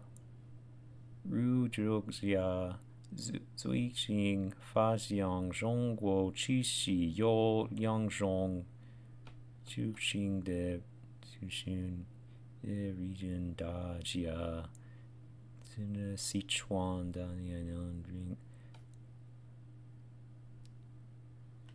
Ring. I mean, I feel like, I don't know, looking at this, I feel like most of these words, I mean, look, I'm only looking at this first sentence here. But, like, looking at this first sentence, I feel like they're, like, words in TV shows that are more difficult than this. Like, I guess the only word that I didn't know there is, like, Kejweja, which is scientist, which is, like, I guess a word I wouldn't come across watching a TV show. But, like, most of these words, like, Qixi, Zhongguo, Faxiang, Suqin, Baodao, like, most of these words are words that I've seen before just watching TV shows. So it doesn't... I don't really feel like HSK 6 is that much when it comes to, like, words. If I can learn enough words that it doesn't really feel that bad to read that, and it's only been, like, 27 days, 5 hours a day, I feel like qualifying it in those terms is probably not that important, but that's just my opinion.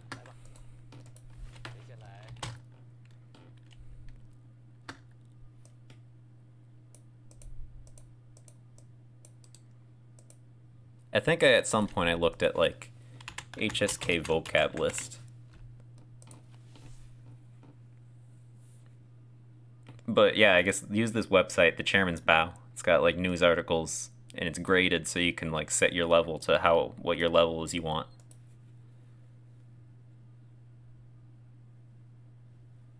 But I looked at a website. I think it's not this one, is it? 150 required for 1, 300, 600, 1,200, 2,500, 5,000. I feel like it shouldn't take you that long to reach, like, this amount of vocabulary. Like, 1,200 or 2,000 should not take you that long to learn. 5,000 plus I can see as, like, being difficult, but, like, I feel like 1, 2, and 3 would just be, like, too easy for most people who at least spend a decent amount of time. Does this mean aunt? I thought this meant like a person who, like, is a maid. Or I guess it probably means both.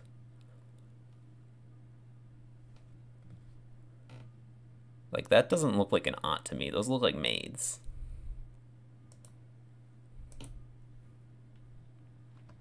But yeah, I don't know.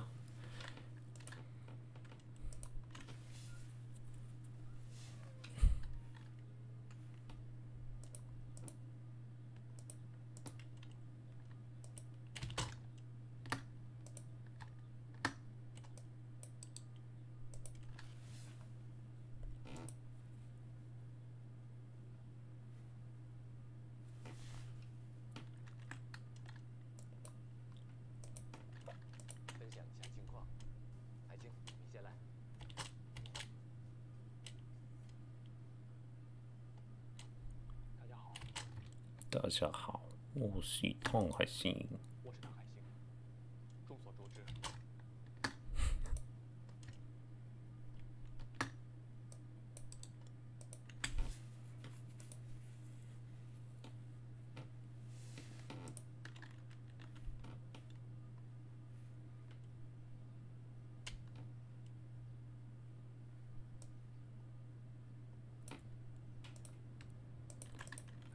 我情绪已经。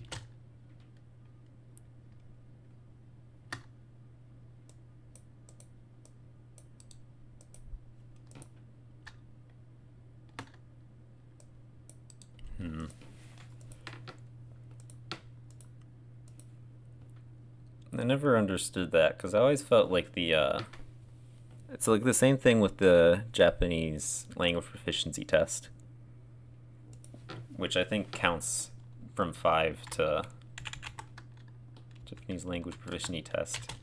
And is 1 the best? And 5 and easiest is 5. Yeah, it counts backwards. But like the first few ones don't really require that much effort in order to pass. It's like the same with Chinese.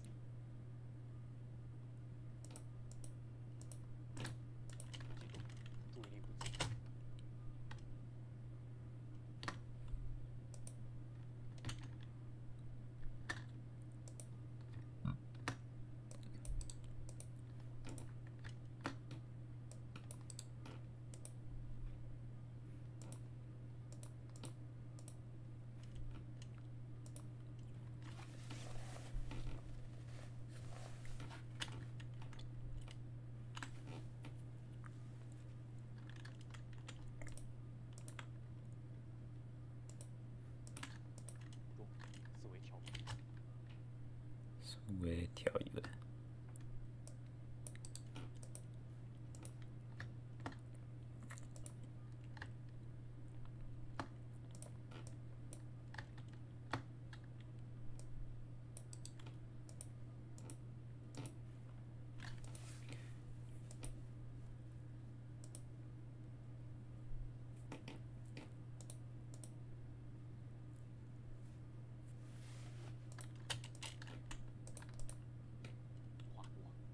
花朵，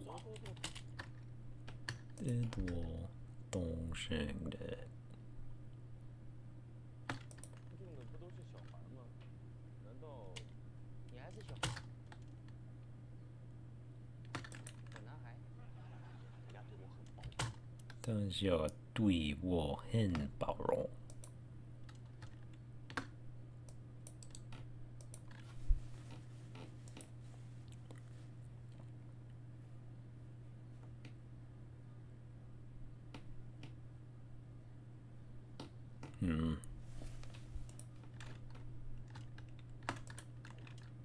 还给我鼓励。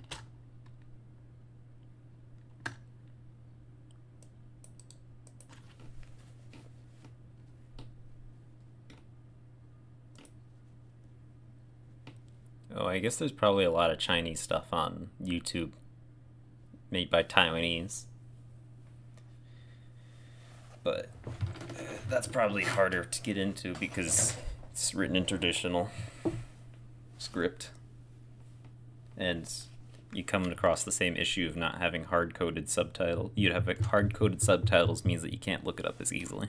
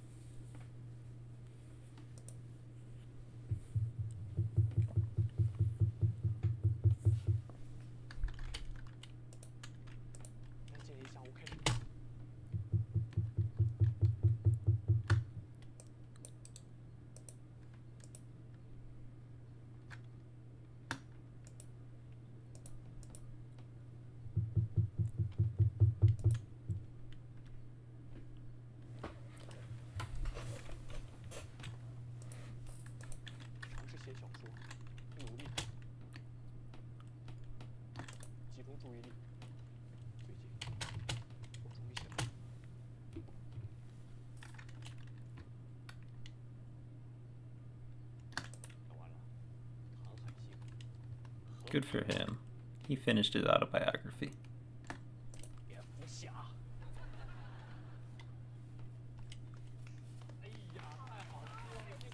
How? No, I'm not. I love my country. Why would I go anywhere else? I mean, I learned Japanese. You don't see me in Japan right now.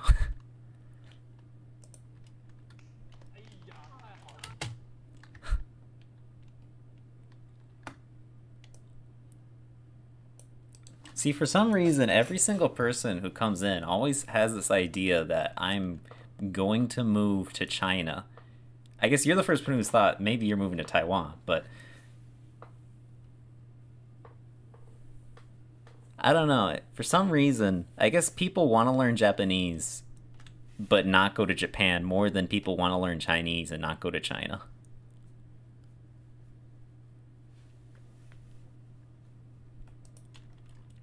But the way I see it, it's like, oh, you know English. Does that mean you're going to move to America? It's like no one thinks like that. No one thinks, man, you're going to move to an English speaking country. There's just like an inherent worth in being able to like see English stuff and like understand. But I guess most people seem to view learning Chinese as going to China.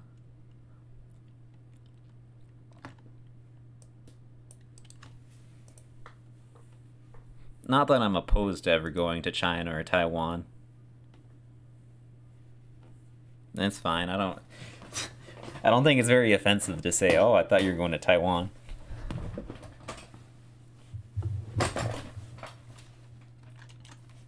I just learn the languages for fun. I don't have any. Yeah, it's only 7 here. I don't know why so many people like to watch Twitch at 2 a.m.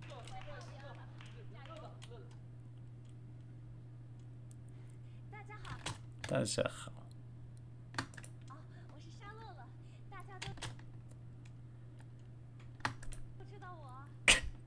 a little. Why did you say it like that?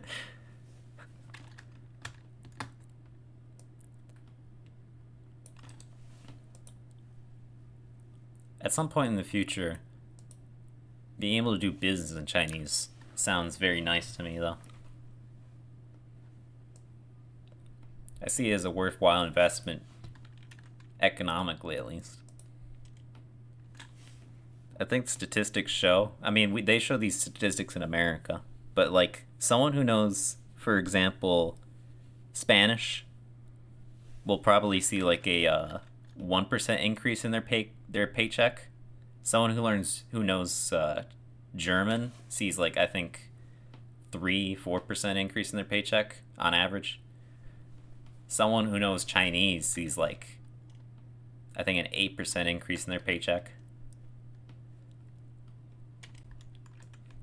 So learning another language isn't necessarily like a ticket to the rich life, but it is useful economically speaking. I don't know how useful Japanese has been for me though.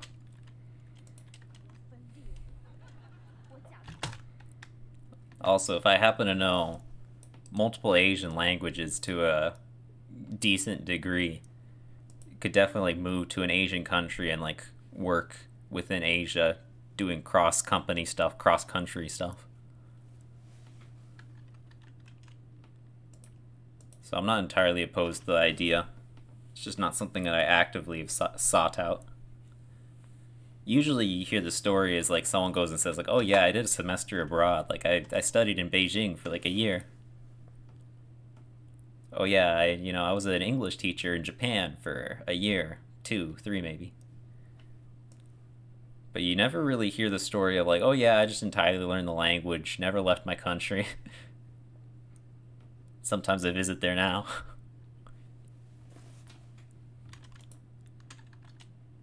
Usually the story is like, oh yeah, I went to the country, therefore I was kind of mandated to have to learn.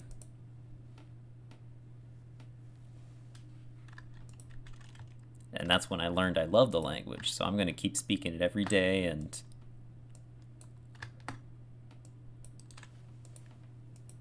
it's probably a lot easier to find friends who can speak the language if you're in the country.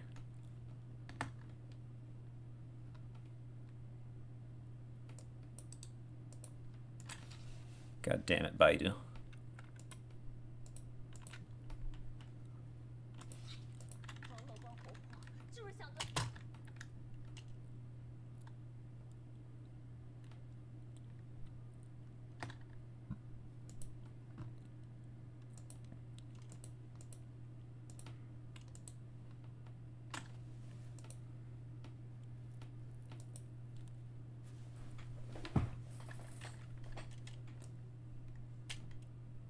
I guess there's not a huge amount of respect for basement language learners.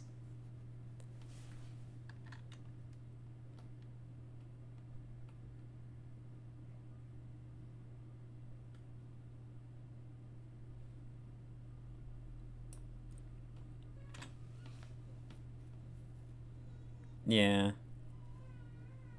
I guess people don't respect doing things for its own sake.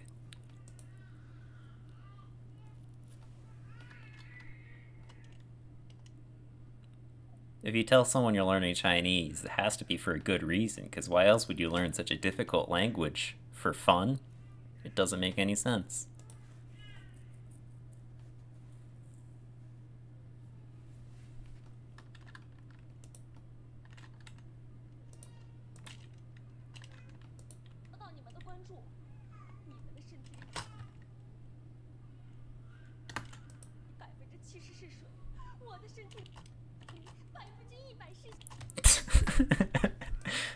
That's a real stupid way. Your guys' bodies are made up 70% water. My body's 100% acting.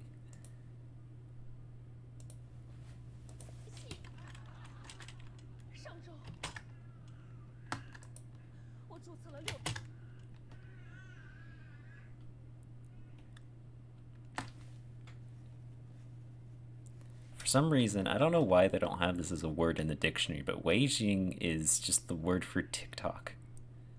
Or no, not TikTok, my WeChat.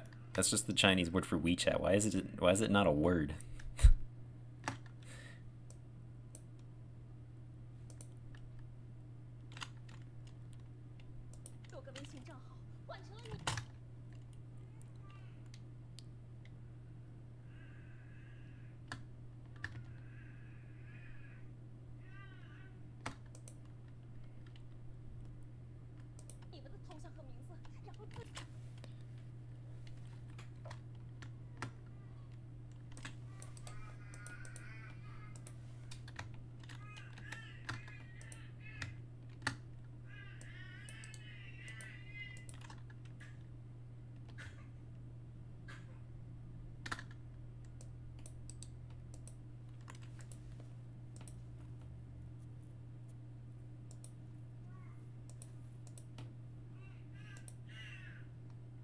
I don't know why I'm looking up this word. I know what this is in Japanese.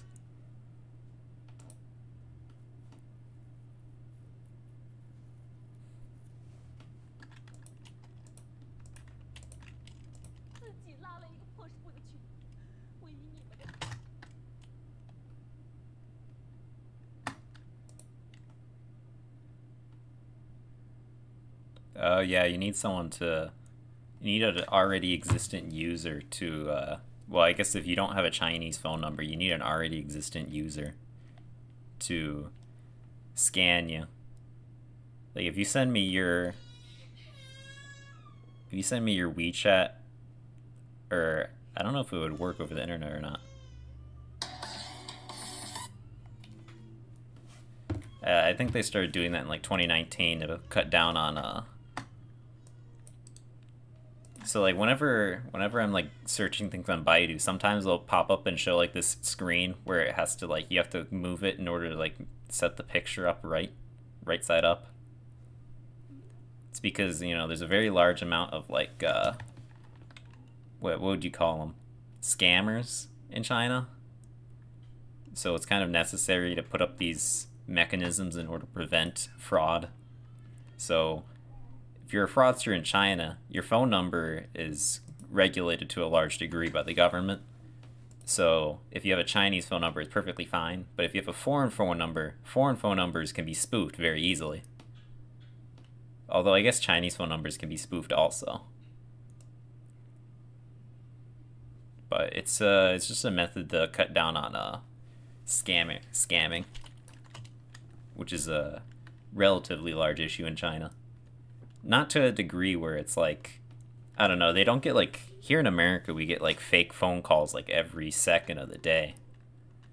Like damn robocallers are terrible here.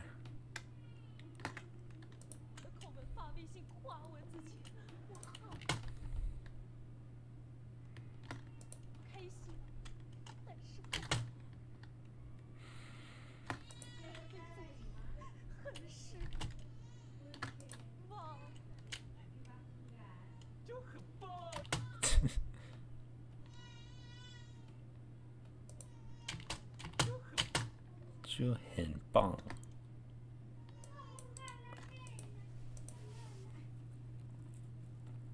At least they're cutting down on scamming in China. Maybe we'll see it go away in the near future. Maybe like 10 years from now. I don't know. I guess it's also partially cultural. Like you'd never see the same similar kind of stuff happening in Japan. And Japan has a relatively large population. Maybe not China large, but it's got like quite a bit of people.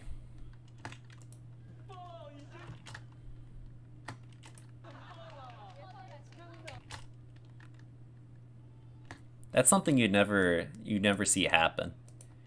Like a Japanese person feeling so, I don't know, Japanese people just never torrent stuff. They never like steal things digitally. And I feel like that's partially has to do with their like non-desire to like learn technology to a hard, complicated degree. You know, I guess that's partially because it's like an old country full of old people. But like, I don't know, it's kind of weird going from like, you know, looking at Japanese culture and it's like, oh yeah, these people always do everything by the books. You wouldn't download a car.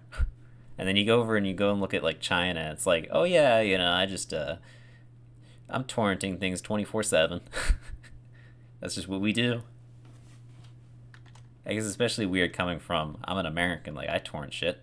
I don't have any issues with torrenting things.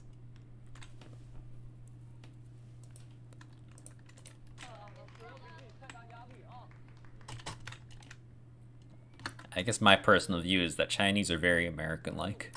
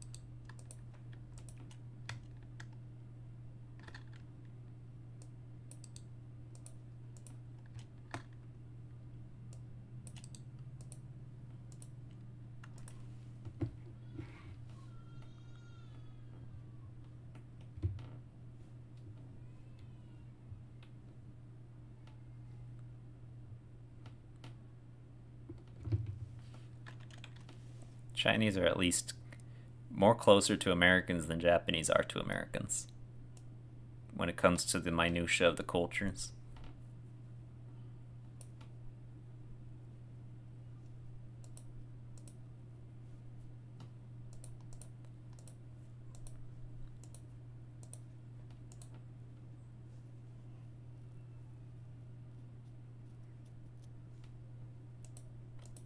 Although on the other hand, Americans don't really have like the kind of like history that you'd see someone talk about like if they're from China or Europe. You know, you go to Europe and you're like, oh yeah, this house I live in, you know, it's existed since the German Civil War, the 30 Years War. Or you go to China and someone's like, yeah, you know, we got like this ancient history. Well, America, we haven't been here for long. We don't really have the same kind of time span view. We don't see time as so long term.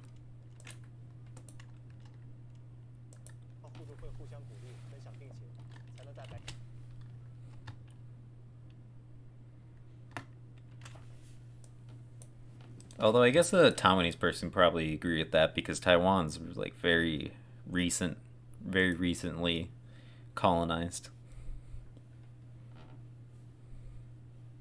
Taiwanese history books can only go back so far.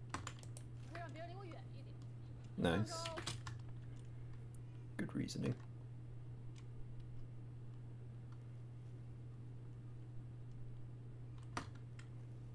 我尝试做些改变，参加黑。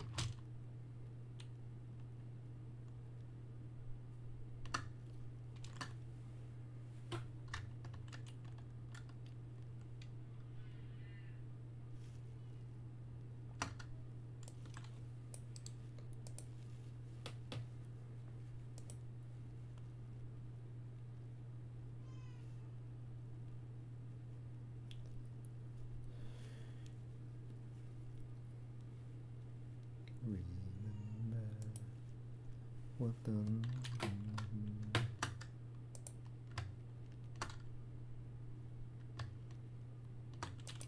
特线下约会的时候用手递东西，但没人。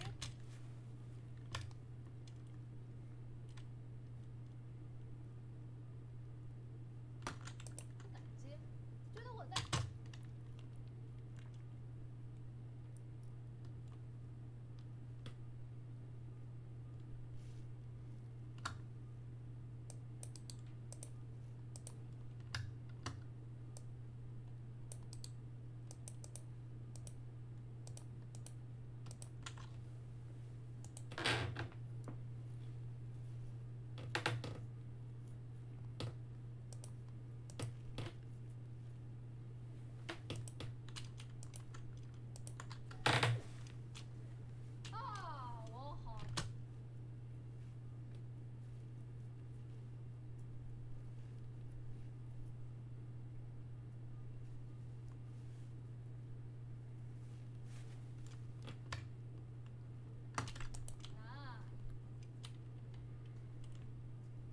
已经很不错。够了啊！你这真好了。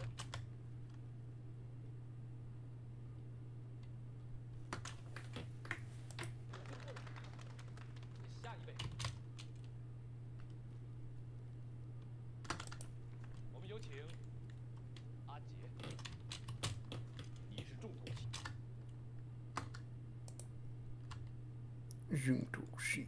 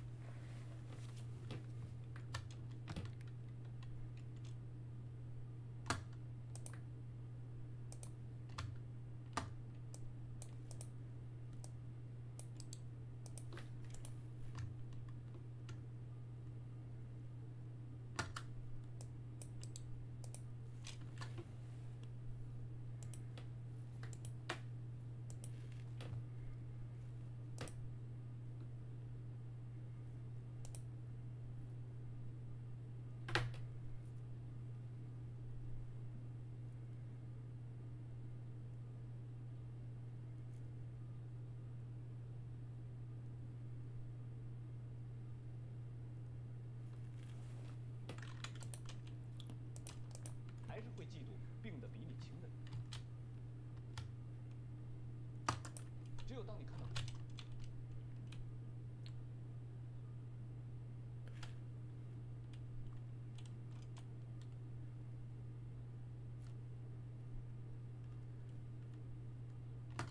得比你重的人的时候，你的心情才对。会好受些，心里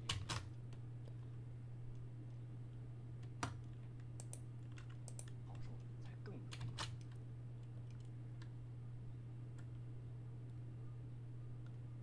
易接受自己。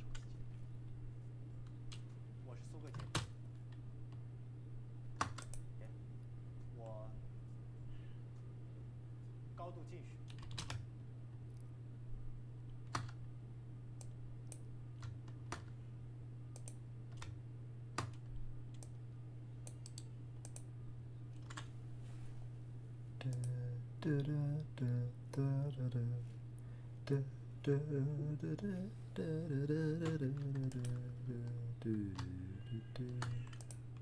颈椎老鼠。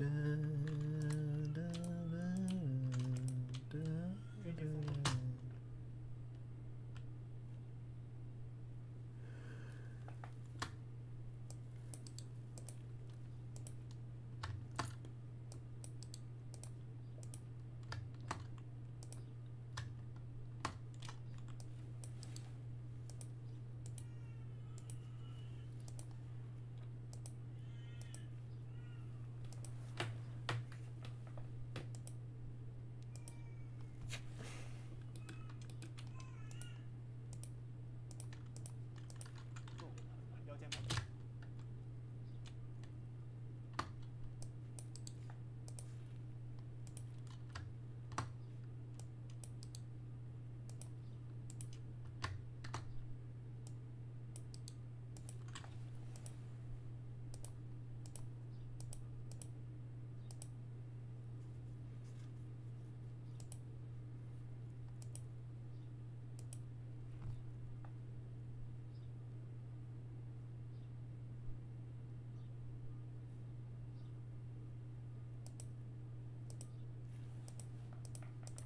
盘突出，小腿。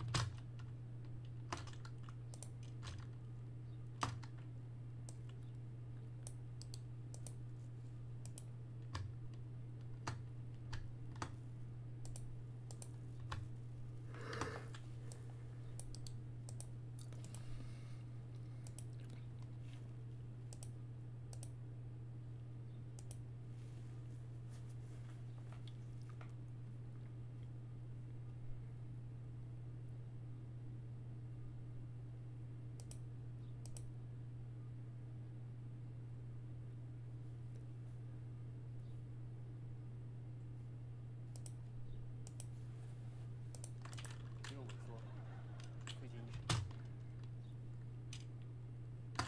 朋友告诉我，因为右手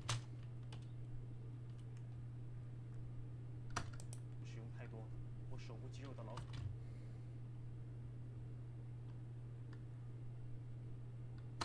本程度已经接近中年人了。除此之外，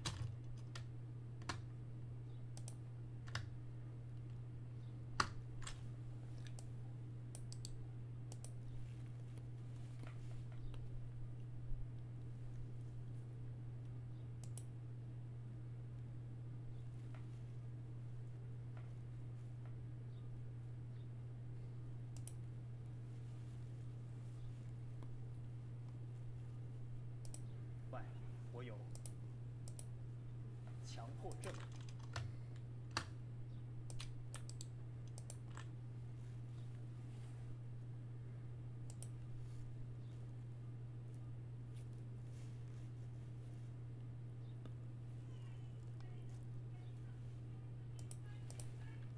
我喜欢指甲。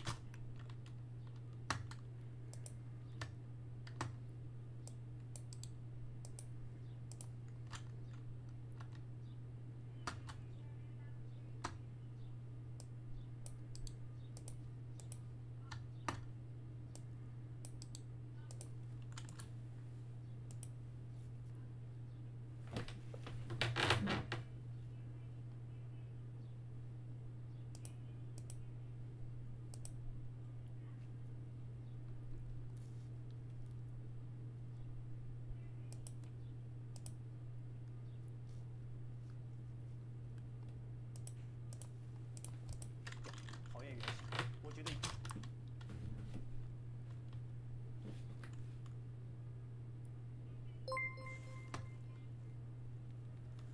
Hello, Liam from Belgium. You know, I'm Liam from America. I'm doing alright.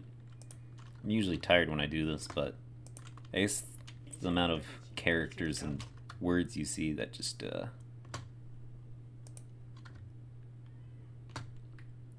sometimes it's too much to do without a little sleepy tears.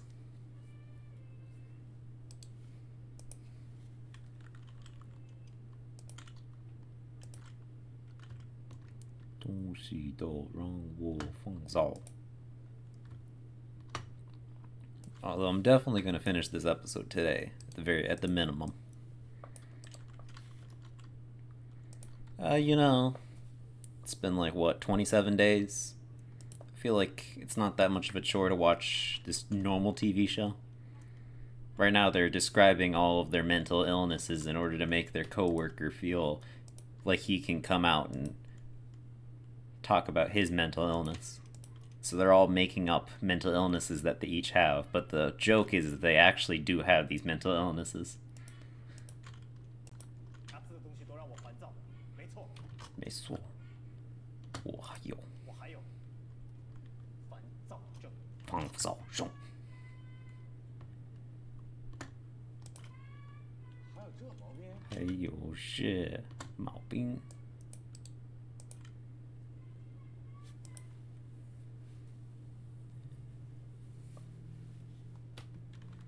I mean, for a comedy TV show, I feel like I should be laughing more, but maybe... So stupid.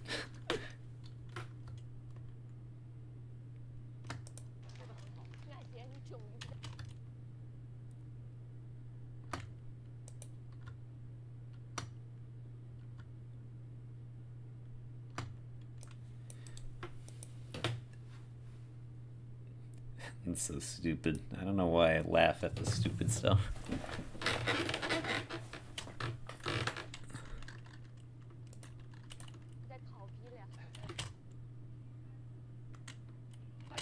Well, I mean, at the end, well, have you tried English?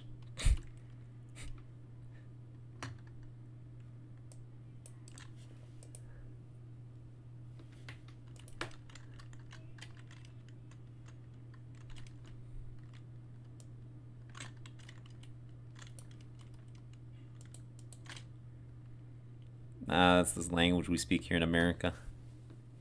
I guess you wouldn't know. It says you're from Belgium. They've got like French, Dutch, Wallonian. Oh, I guess you could learn Wallonian. You know, get in touch with your roots.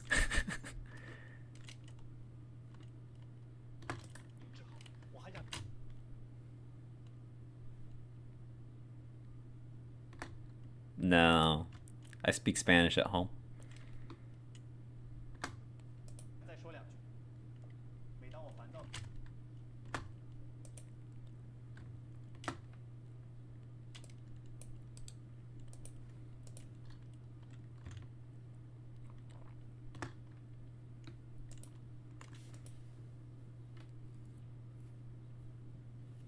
Oi. I don't want a map.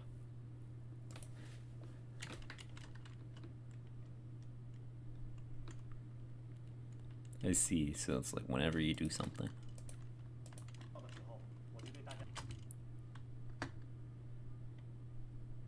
I mean, you just download another keyboard. Like, I can write Chinese right now. So I just go and I click Chinese keyboard, and I can type Chinese. Oh, I have to turn on the keyboard to Chinese. Oh. 大家好。大家好。我叫。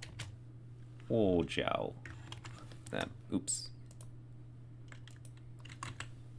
大家好。我叫 Liam. You could do the same in Japanese.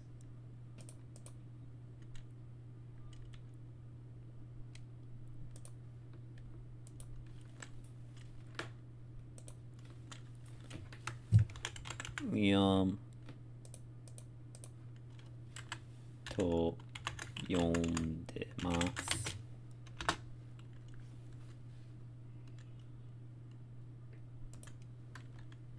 Keyboard's not really the biggest issue. You just download a keyboard, do what native speakers do.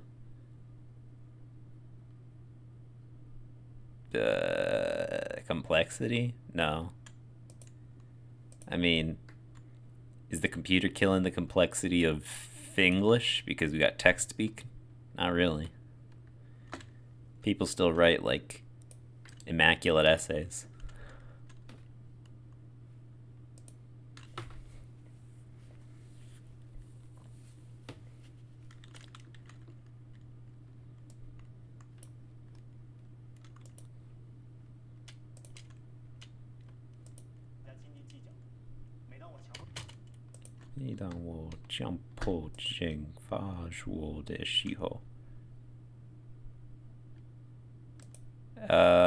I mean,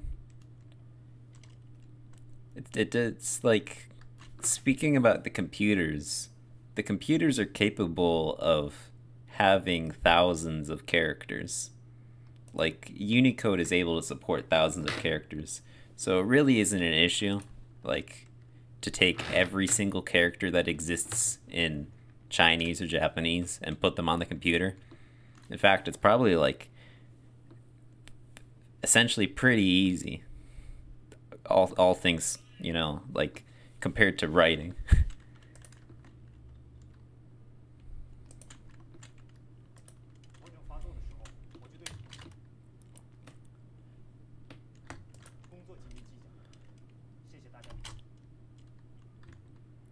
Thank you for your understanding. Thank you, Hu Jingli. Did he really support you? I don't think he's that supportive of a boss.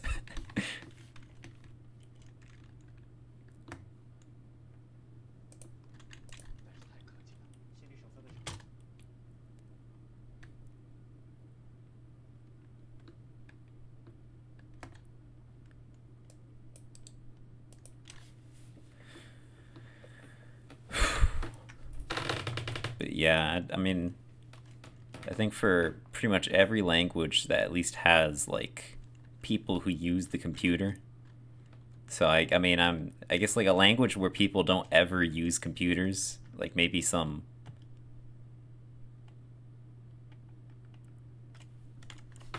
Oh, I see. When you first learned that not everyone speaks French. Although I feel like a Belgian kid would know that like Dutch speakers exist.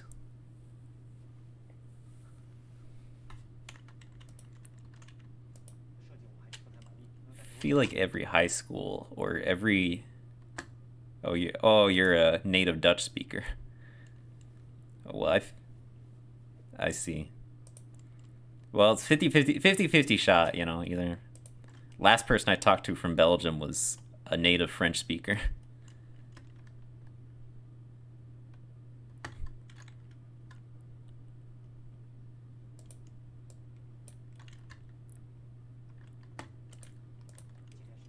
So I mean, I guess if you Dutch and English are probably pretty similar, so it'd be a bit weird. Oh yeah, all two of them. Can't forget all two of the Germans. 金秘书，小白虎，聪明的就算阿健。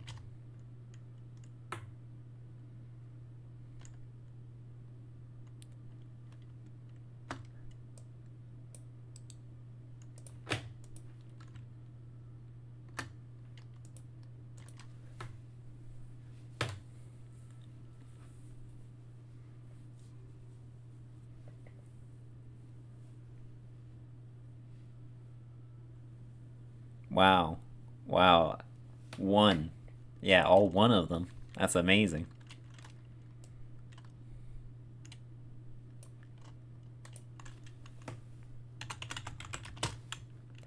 Oops. I wonder how many they actually are. What are Belgians? German-speaking community. 77,000 people within, traditionally speaking, the Low Deutsch, Riporian, Marcel Franconian. 7%. I see. Yeah, I don't know. What is even the point of... 连外残也未必全信。这个时候，就需要一个。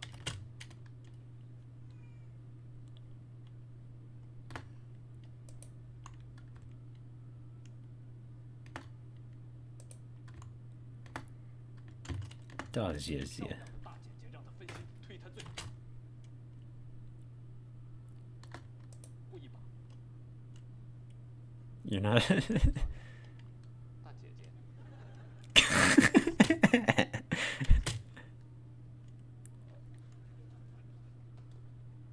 小明了。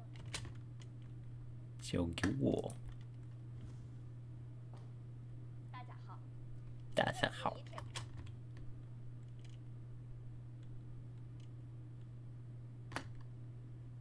听八卦会抓狂，一天不听八卦。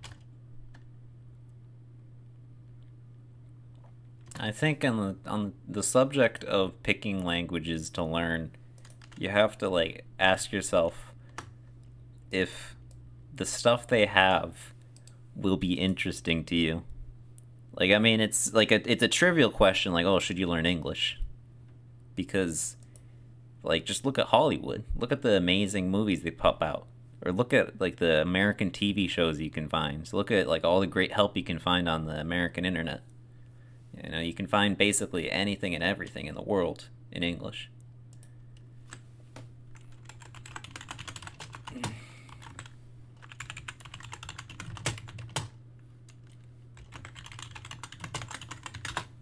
Well, if you go and learn, like, I don't know, Hungarian.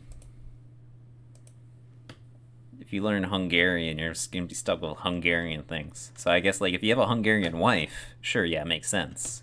Or if you're going to, like, visit Hungary a lot, sure, it makes sense. But, you know, you have to ask yourself, like, oh, yeah, English has got a lot of great stuff. Chinese, you'll find they've got, like, pretty good TV shows. I wouldn't say, like, they're amazing, but they're pretty good.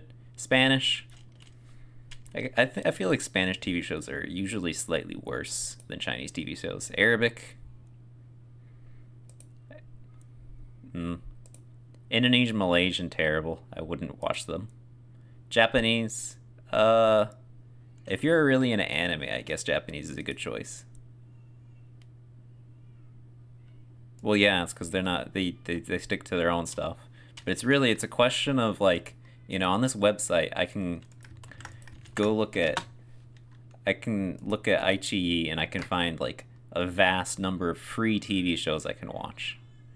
All these TV shows are in Chinese and free.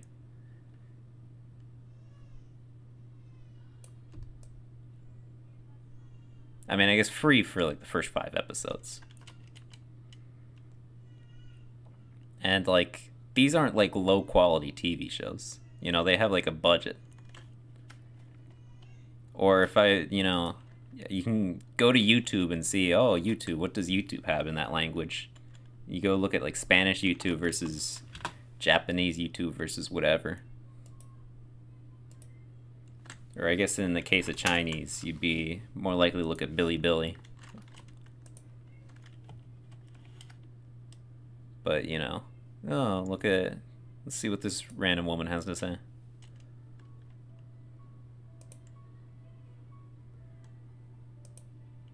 Interesting. 是快用的偏跟像这样，所以我喜欢朗诵的每一个人。It's a little sad, I feel. Oh, this is just her singing. But, I mean, I guess it's a question of what you're interested in. If you're a person who's interested in anime, obviously you learn Japanese. If you're someone who's interested in, I don't know, Jackie Chan movies, I guess you learn Cantonese. I guess is usually what they speak. If you're really into K-dramas, I know a lot of women are. I guess you're Liam, so I guess usually guys don't like Korea that much.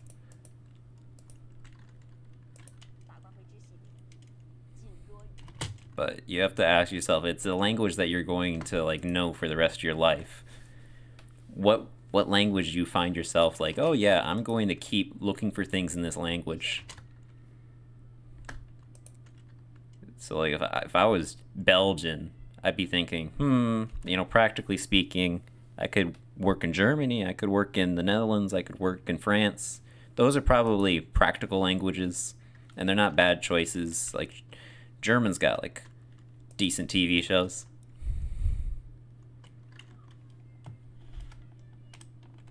Oh yeah, I guess because Kazakhstan is very popular. Korea is very popular in Kazakhstan.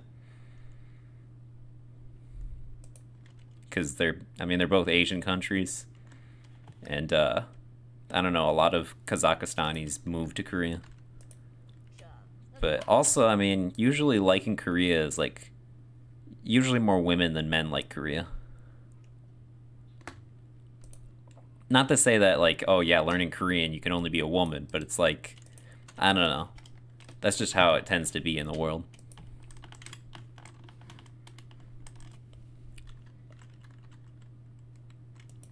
I guess because of all the boy bands. Boy bands probably attract, like, women.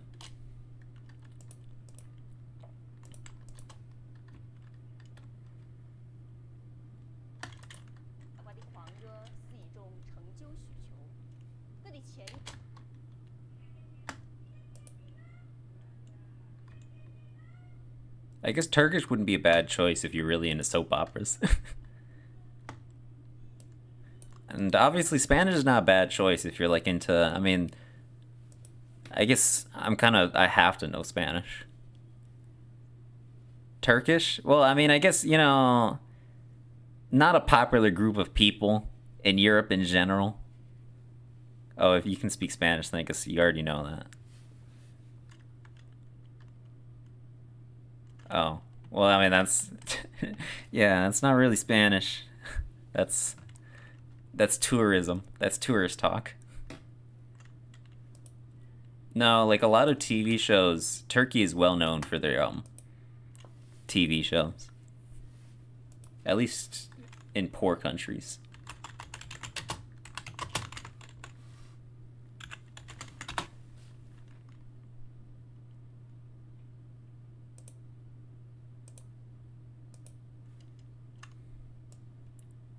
Also, I guess you could learn languages for the literary aspect.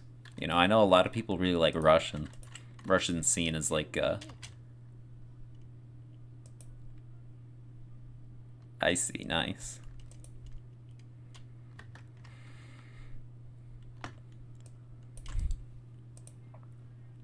But yeah, no, I think a lot of people, they go into language learning having this idea, this like, oh yeah, it's kind of interesting. I kind of like that language. It sounds a little nice. They don't think of it as like, oh yeah, I'm going to be speaking this language for the rest of my life. So I'm going to have to find something I can do with it. So you kind of have to ask yourself, am I doing this, do I want to make money? You could definitely make money as a Belgian doing EU shit, like helping out Germans or whatever. I don't know. Or, oh, I'm a really big fan of Ukraine, I really support them in the war. I'm going to learn Ukrainian so I can help them or something like that. Like, everybody has their own individual reasons. There's a reason for learning any language, or every language.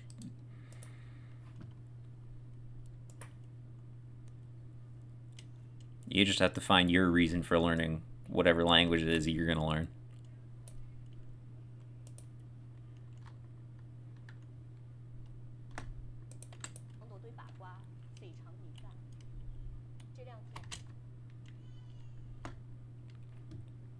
I guess after that, you have to ask yourself, am I going to learn this language so I can talk to people in it? Am I going to learn this language so I can read books? Yeah, I mean, I don't like Spanish either, but, like, my family speaks Spanish.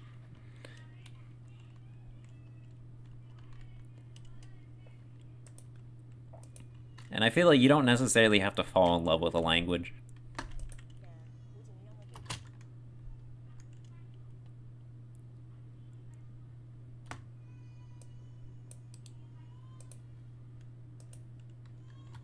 I mean, tons of people learn languages while hating that language or hating the people who speak it.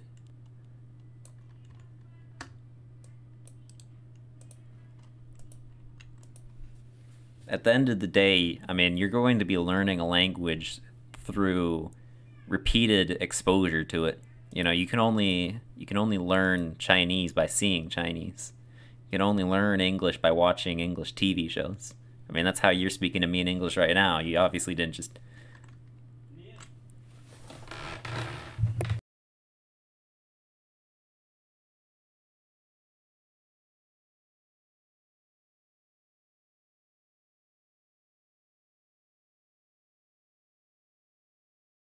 Yeah.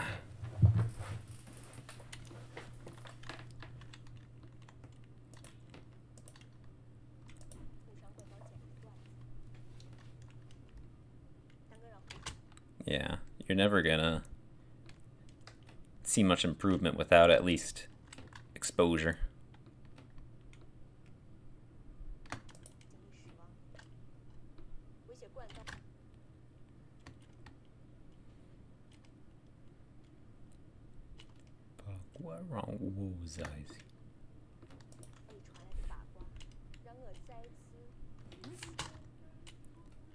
I guess the easiest way to decide is to ask yourself, what do you most enjoy currently with your current language skills? Like, what would you be doing if you were born in this country?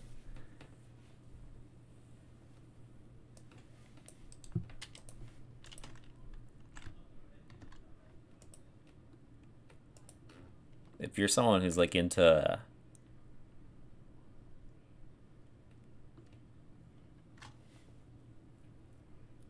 I mean, I guess if you live in the capital, you kind of have to speak French.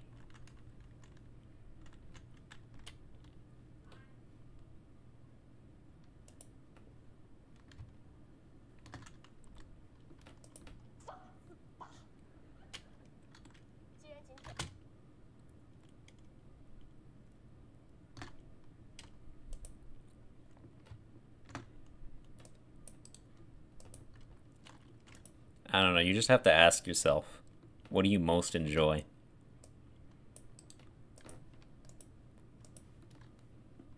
And then find a way to lean on that.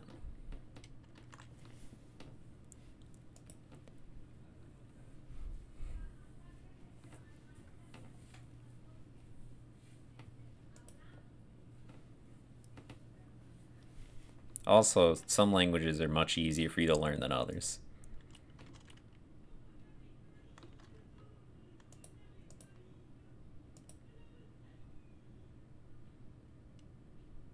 I mean, probably not, no.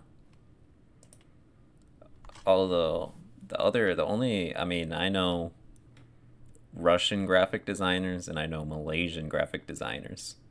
And I guess the Malaysian usually uses English in a business sense, and the Russian uses English. They use English. Yeah, so I mean, internationally speaking, if you're a graphic designer, it's going to be entirely in English. Like, my Malaysian friend does graphic design for a Japanese company, and he uses English, not Japanese.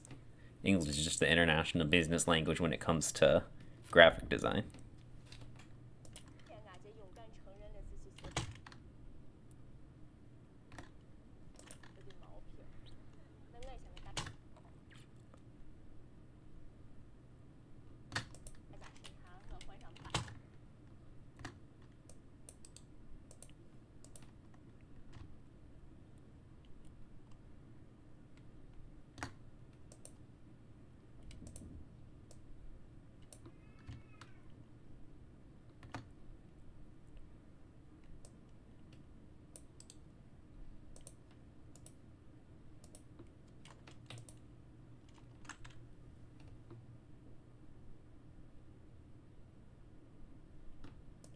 Yeah.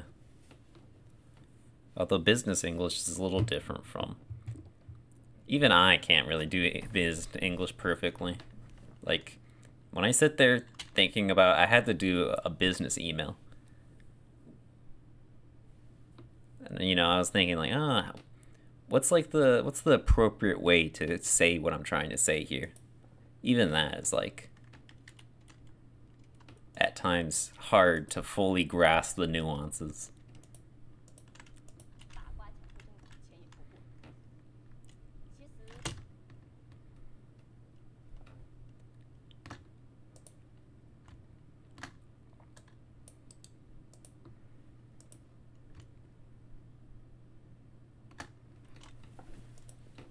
But an issue, like, I got a lot of Japanese friends, right? Because I speak Japanese. And, like, if you go and talk to, like, Japanese students who are learning English, because, like, they're all forced to learn English. They all learn English. And, like, the languages that they learn, they usually, like, choose the languages based off of, not like, oh, yeah, this is useful. They choose their languages based off of, oh, I like this language. It's interesting now. Most of them don't find English that interesting. And I guess it's because they live in, like, an environment where, like, the idea of knowing English is just, like, what's the point? You know, when you're in Japan, everything's in Japanese. Everything you could ever want is going to be translated into Japanese.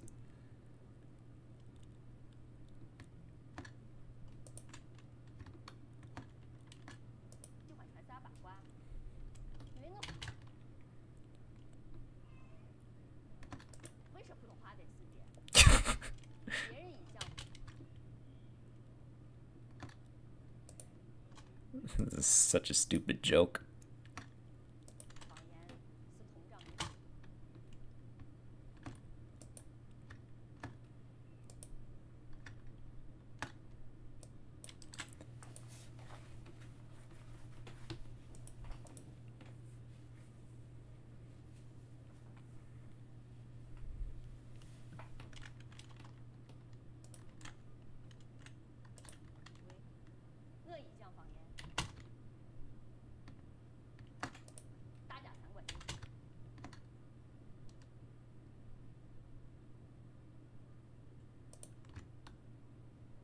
I mean, I don't know, there's...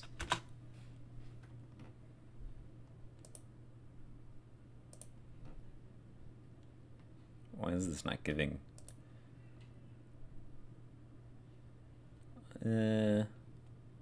Spanish is pretty... That's a bad map. Spanish, Portuguese, French, English. Spanish is a good choice. Spanish is pretty international.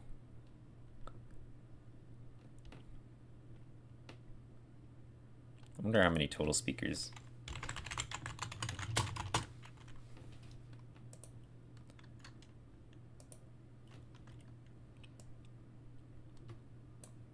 Mandarin Chinese, Hindi, Spanish, French.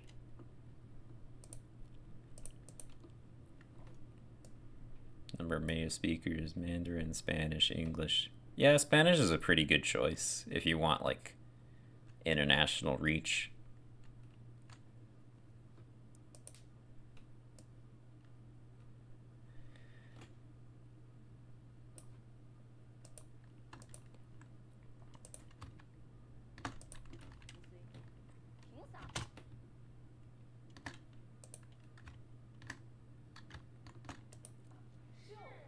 I can't speak to Spanish because I have to speak it at home.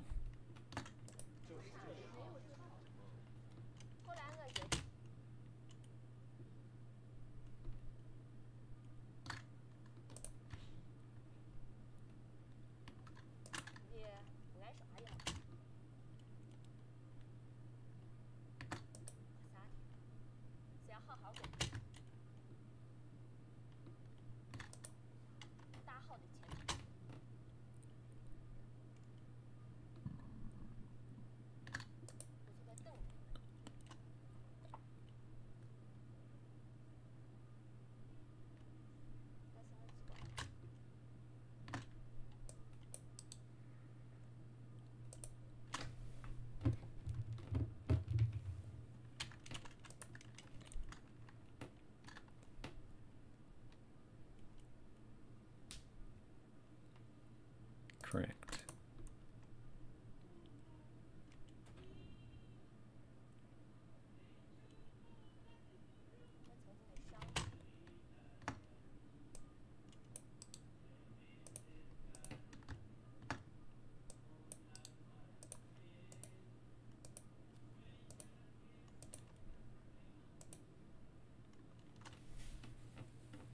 Chinese not that bad because I guess you can find Chinatowns everywhere.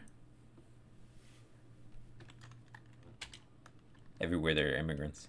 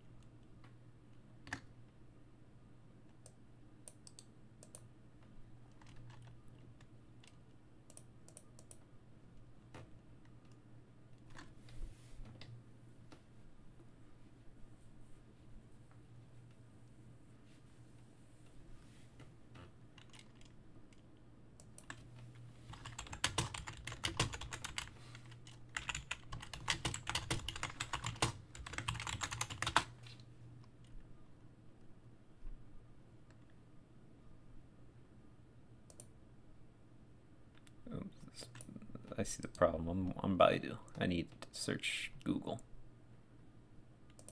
CIA is wrong. It doesn't take 1,000 hours to learn.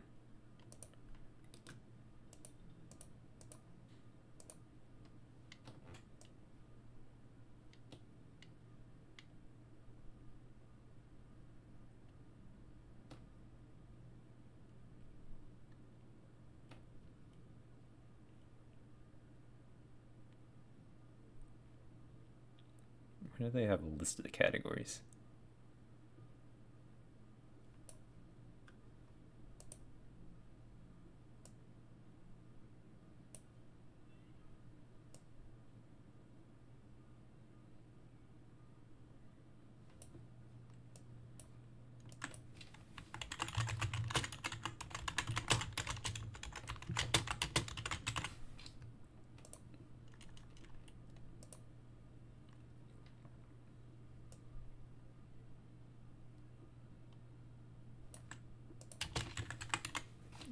This is it. This is it.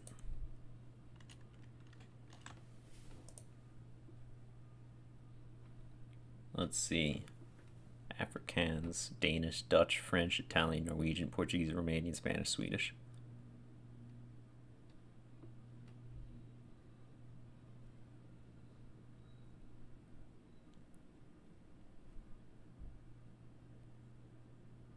Oh yeah, of course.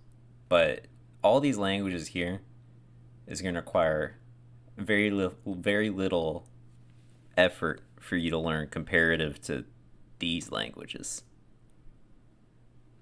So if you have a choice and you're not entirely certain whether or not the choice you pick is the one you want to go with, you're probably better off learning one of these. Well, yeah, it's Afrikaans.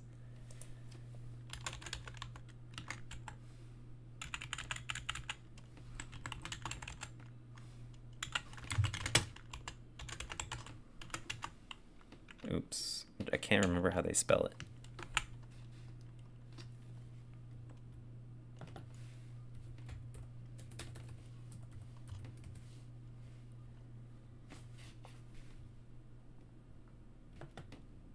I should probably look it up on my phone, not the computer.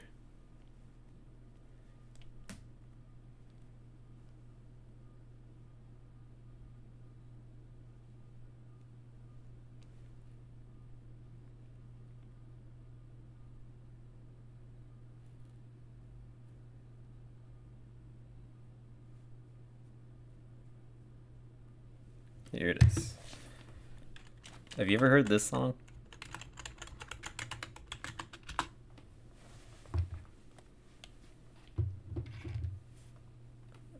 Or this band, not the song. Fuck Off Police Car. It's a popular Afrikaans band. Their songs are very funny to me. I guess you might be able to understand since you're Dutch. Or joke to shock the conservative Afrikaners.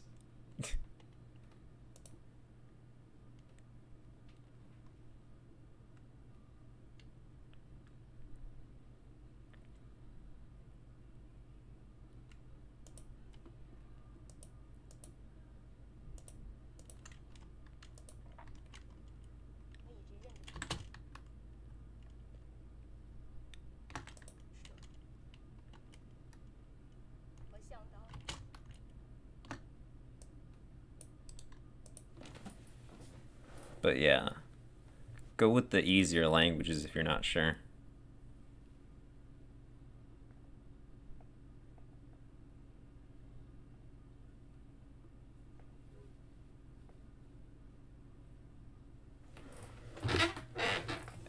An extra person.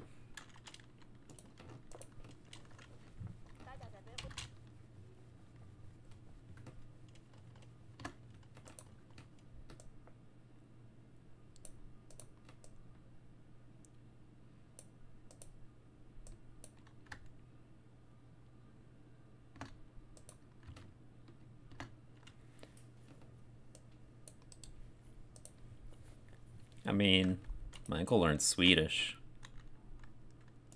If you're an immigrant looking to move, you could always move to Sweden.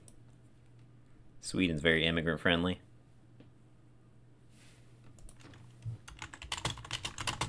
Although I guess if you're Belgian and you want to move, you have a wide range of choices.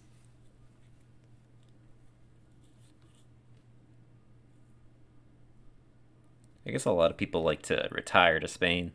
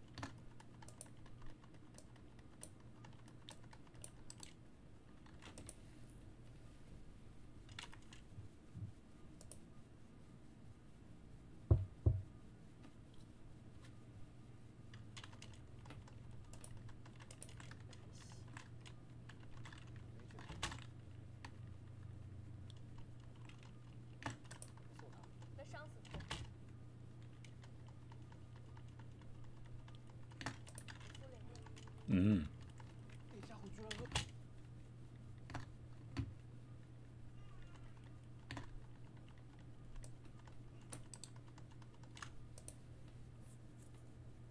I wonder if a lot of Dutch people even visit or go to South Africa.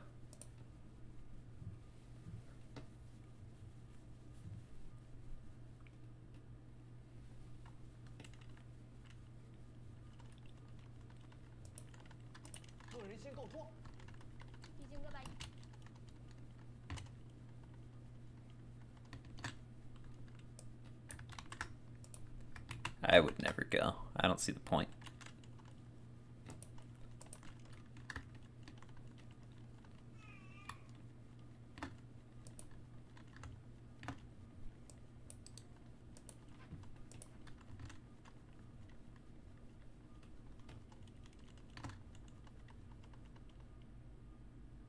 I don't know, the Dutch are, like, to me, the most Western people on Earth. The Dutch invented capitalism.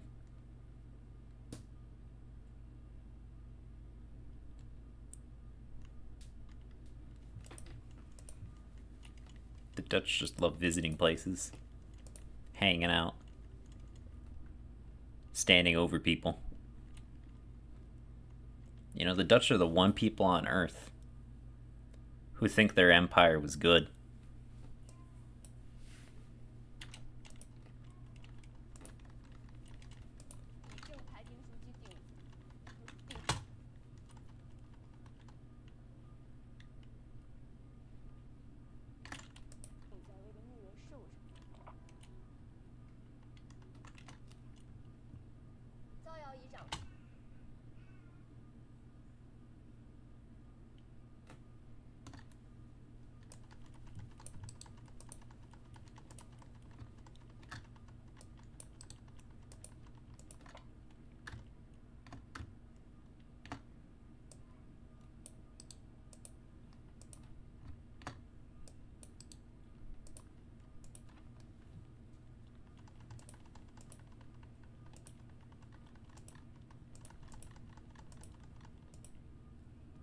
Smash.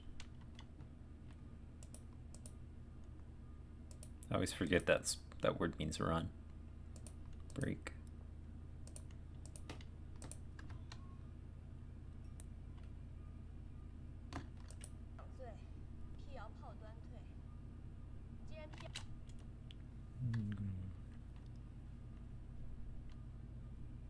They want tourists in the remote mountains of Azerbaijan.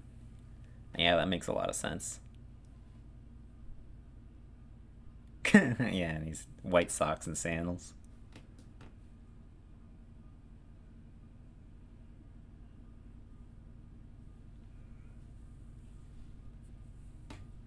I think the thing is that in a lot of countries, like, let's say, for example, China, Chinese people feel very weird going to other countries, especially if they don't speak English that well. So they go to other countries with a travel program where everyone all like comes together and you follow the itinerary and whatnot. Well, I think that's not as popular to do amongst other types of people. For example, native English speakers, people who are, I don't know, Dutch guys really think their English is amazing, even when it's not.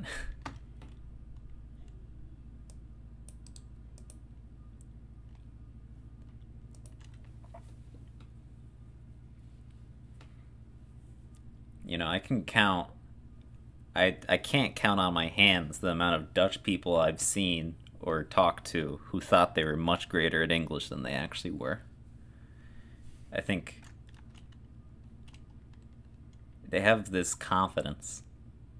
They think, oh yeah, it's basically the same language. So they'll end up speaking English like it's Dutch.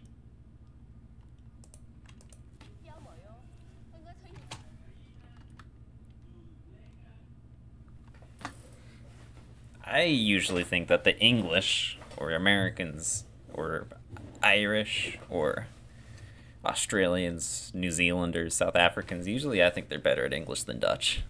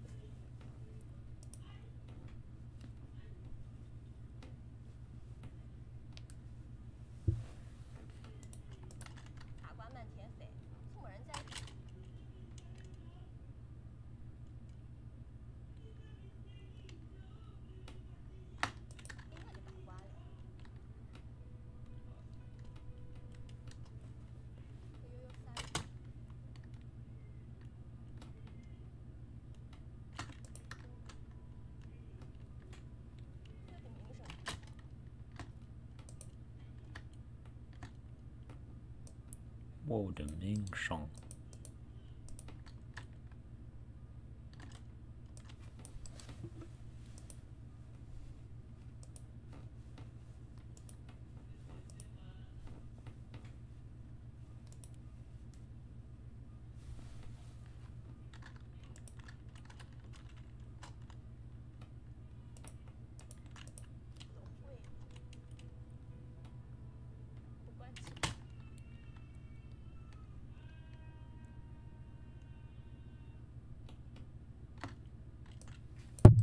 Oops.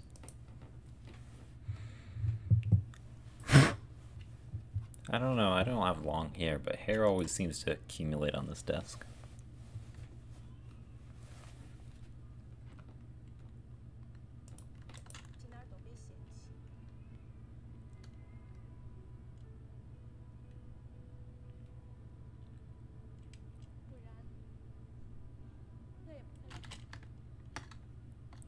What is the term for Dutch English?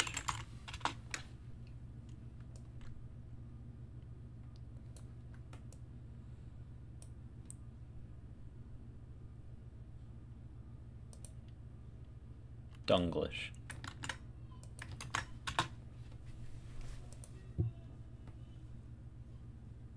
Do they have any examples?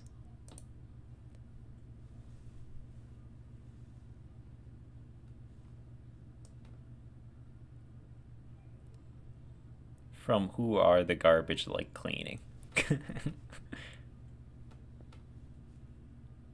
Locked door transparency will cease to be. That's true. Do not walk the grass. Yeah, that's quite bad. Plastic flessen, carton, paper, plastic bottles, cardboard, paper. Look like the plastic bottles, flat stare. Just please. Need your baby some rest? Visit our special baby room. The toilet's clean. Keep him in that way. Thank you. I love it when Dutch people say he. Keep it for him. Do not smoke besides the windows of this room. Only for a smoke column. Your smoke comes through the room at the split. We have their problems with. Smoking for the entrance of a building is prohibited. Toilet outside use. Oh, sorry. The computer is being analyzed. These could take een few minutes. If the animation and the progress indicator stop, the programmer can have it locked. Cheesy fondue. The box contents. The creamy pot.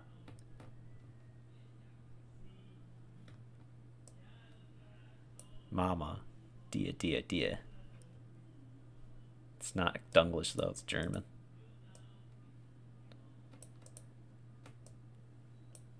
Oh, brain. Are you in search of a nice job and very well salary according to the collection labor agreement of cleaning? Then we in search of you. Have you been interested? Let you register and we search for a suitable spot.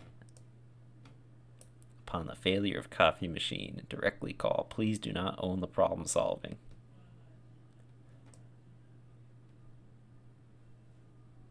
Barf menu. No passage. Trap is painted. Trap is closed for normal use.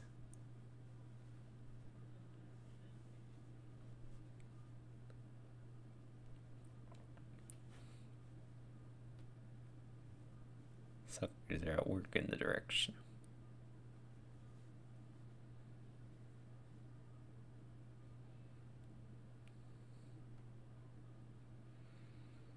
From Russia, Whitloff.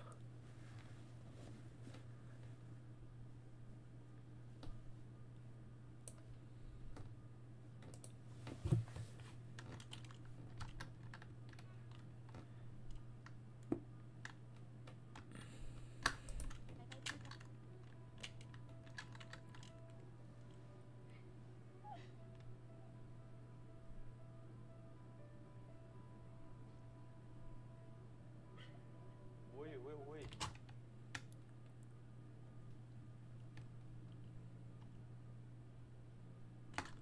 您够惨，没想到还。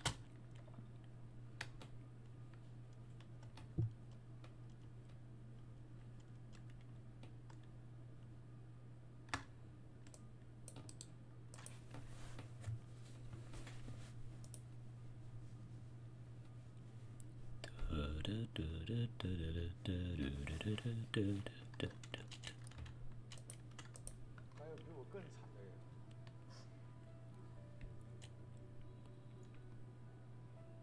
若雨，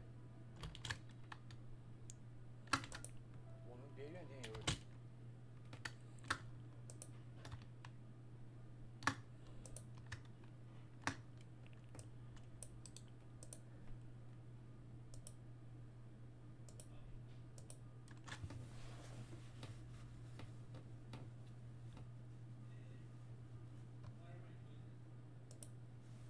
不然的好吗？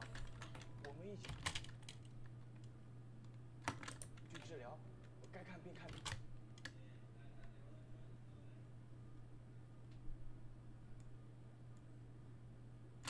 病该吃药吃药。小白老师，难道你也？我刚确诊。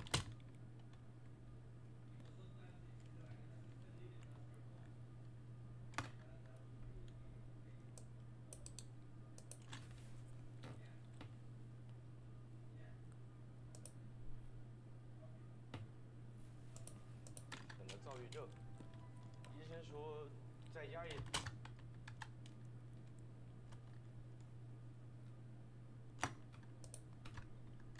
这情况下，工作会出现。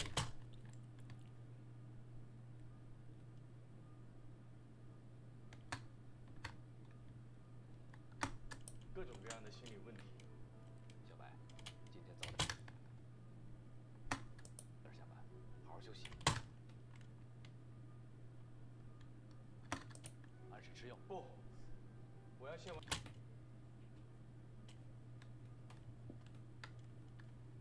完成工作。多亏了你。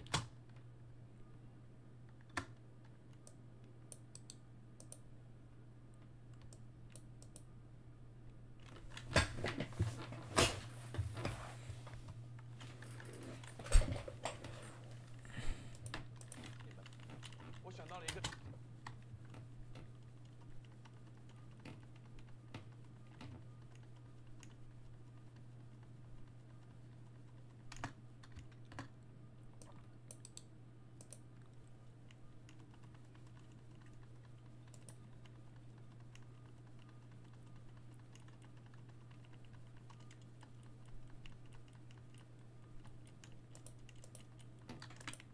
赞的 idea， 专业是一种病。若雨，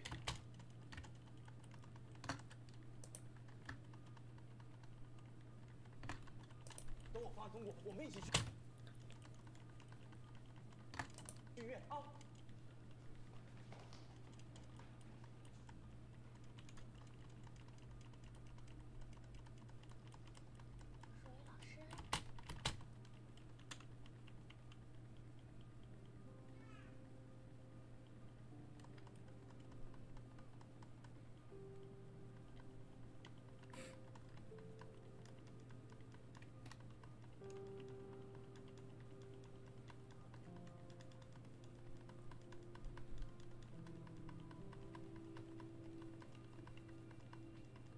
1 week later. 若云老师，你的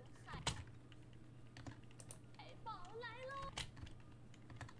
哦，可酸了。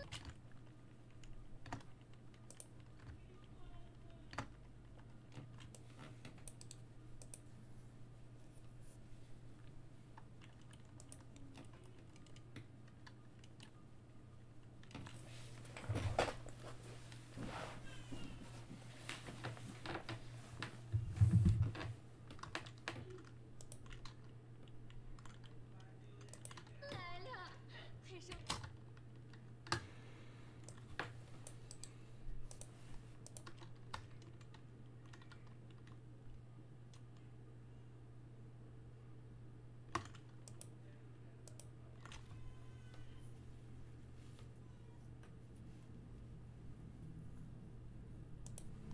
有一天，我从早陪到晚上学。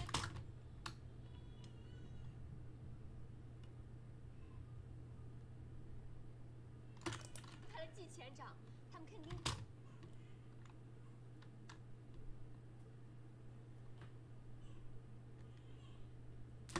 挑了一张最美的来做海报。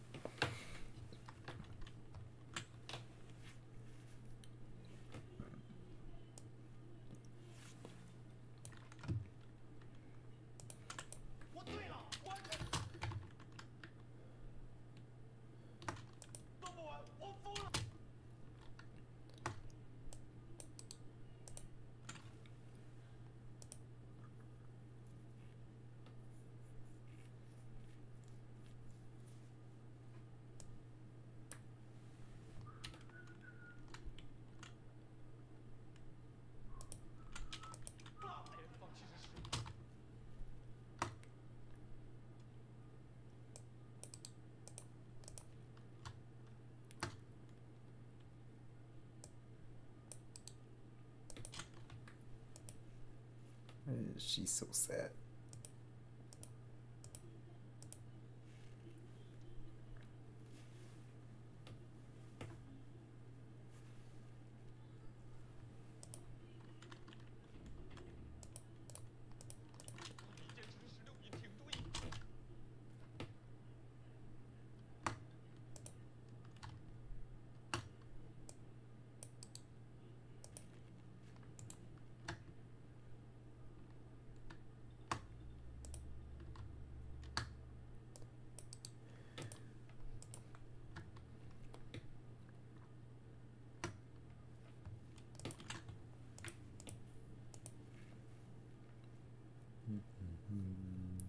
Touching me, touching you.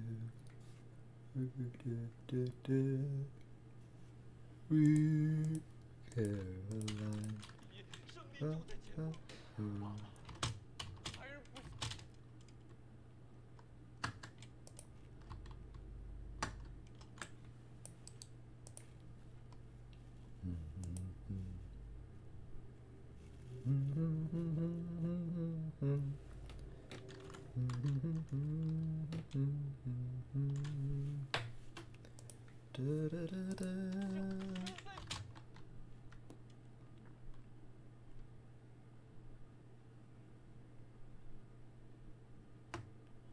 顶不住你的讥笑了，我要。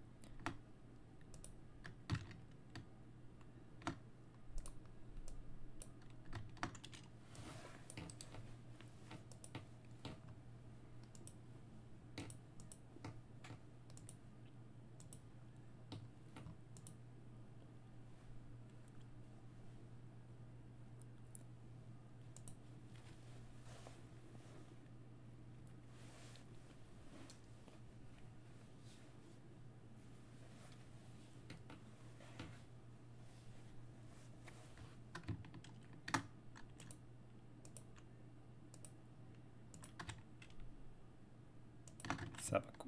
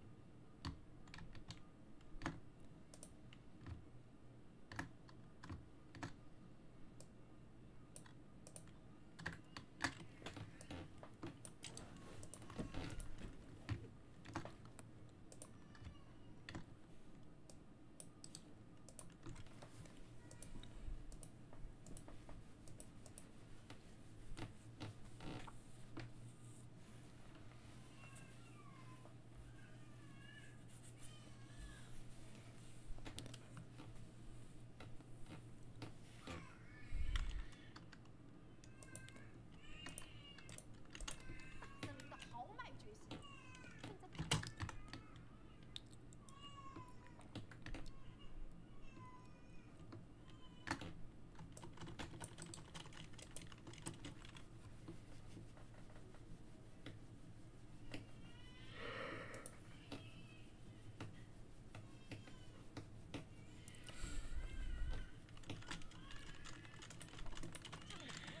好，赞，帅。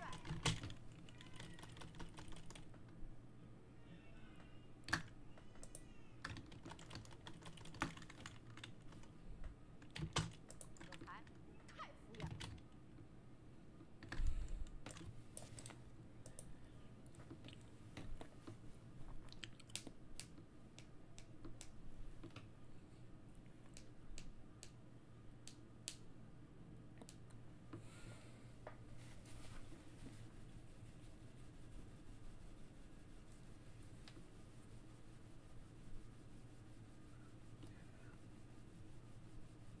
不好意思。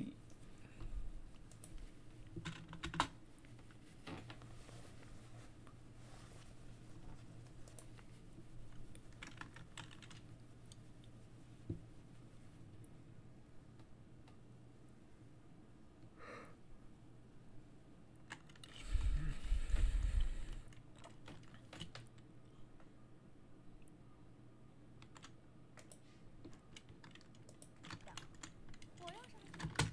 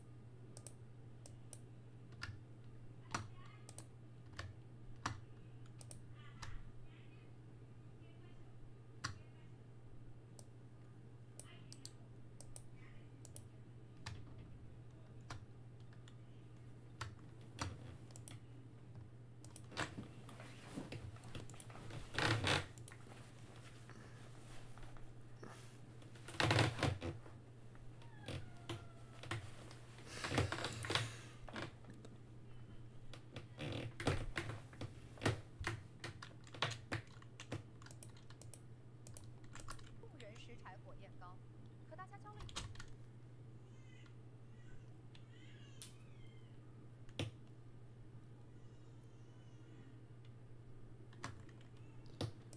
都不管了，小树苗。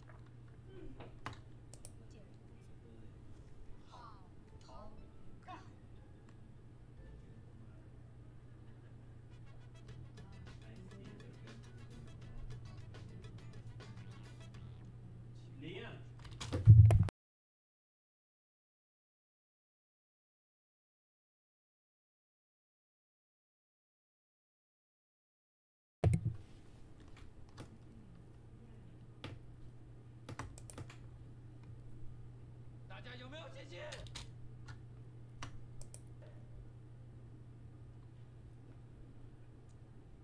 有。万事不是。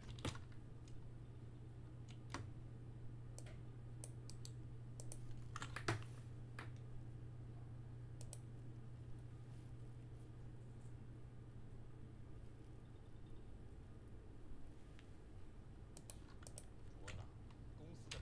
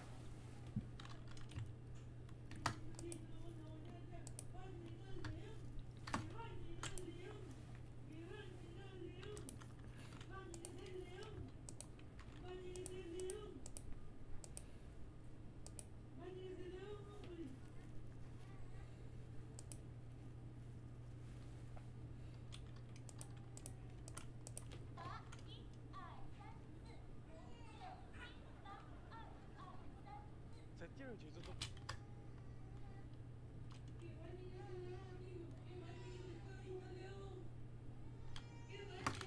魔仙，下一节。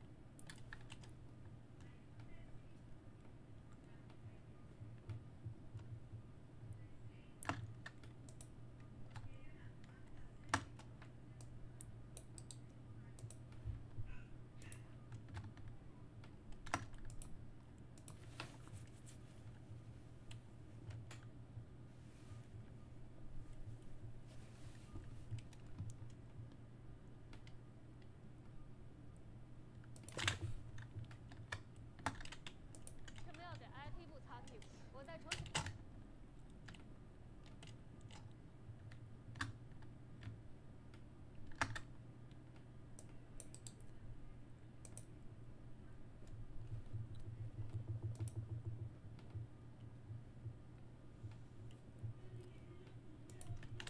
现所有单，顺便买几个彩蛋进去。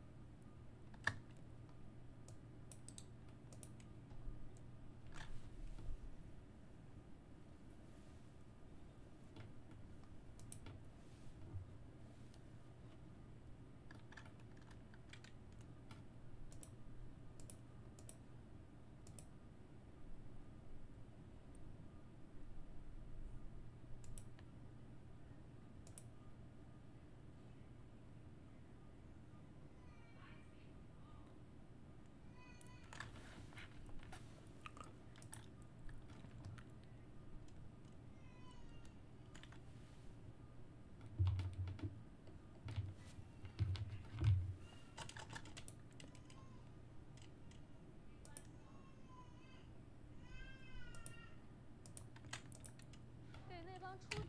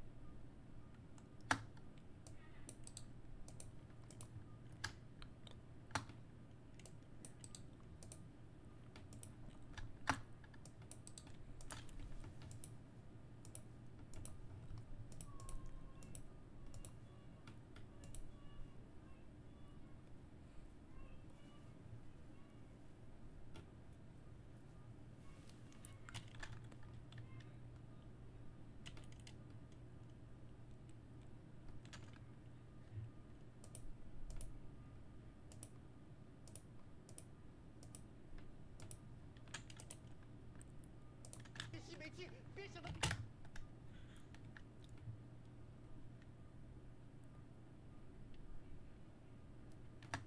动作和名字吗？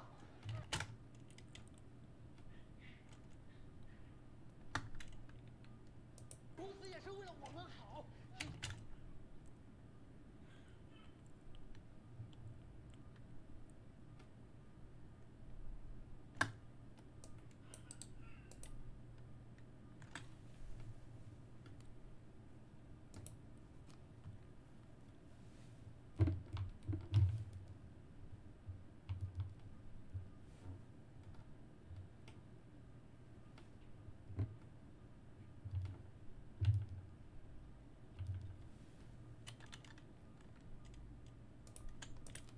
IQ 的郭老师猝死了，我们要加。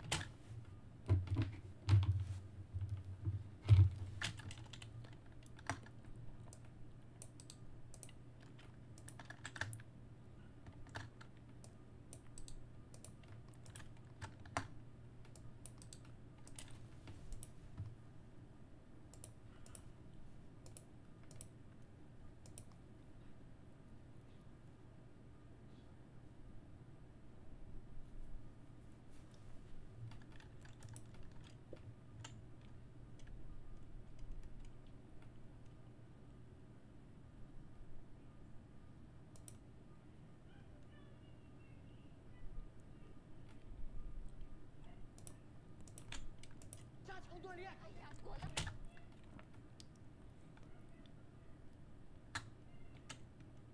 老四真是太惨了呀，他也是个。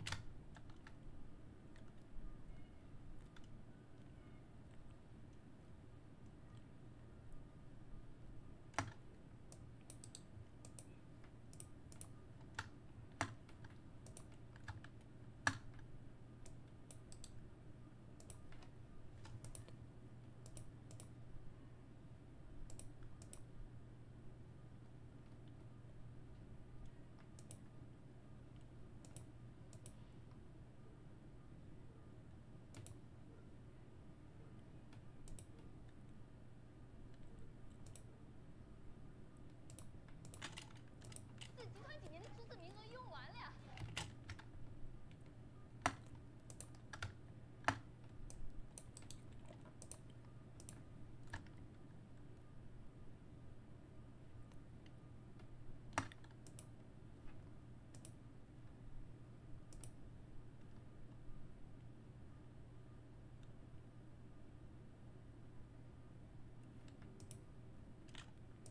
他货速卖了这套天神草，下令歇香。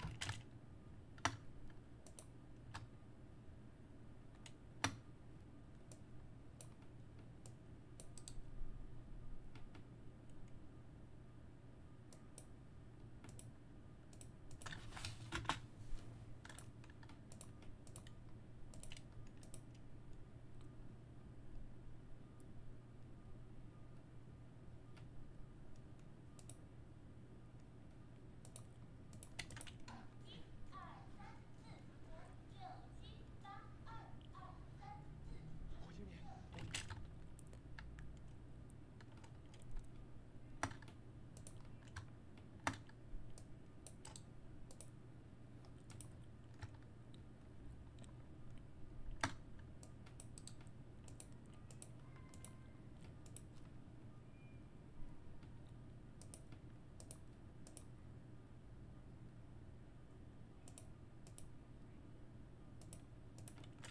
我觉得我可以胜任写点评的工作。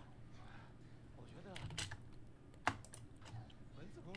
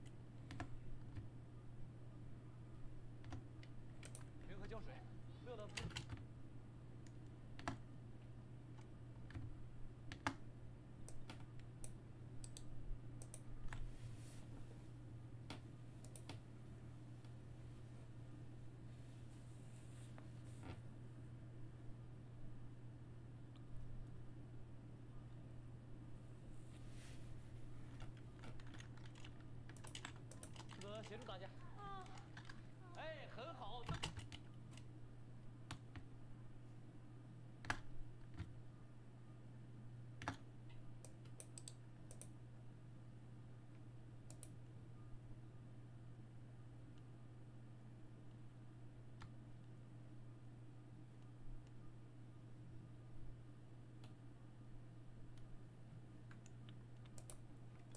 都是爽汉人嘛，啊，动起来！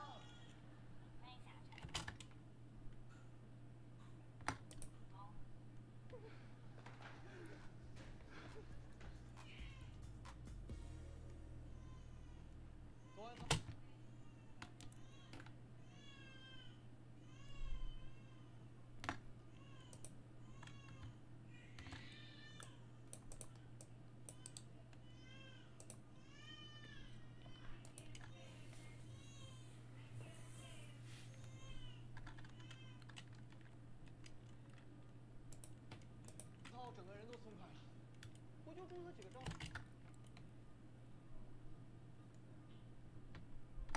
哦，为什么要到这儿来？这个月开始，是那个部门CEO。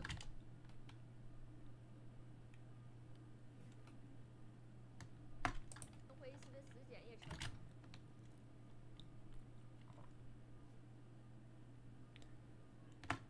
绩效考核的一部分。会议室用的太少，上头不。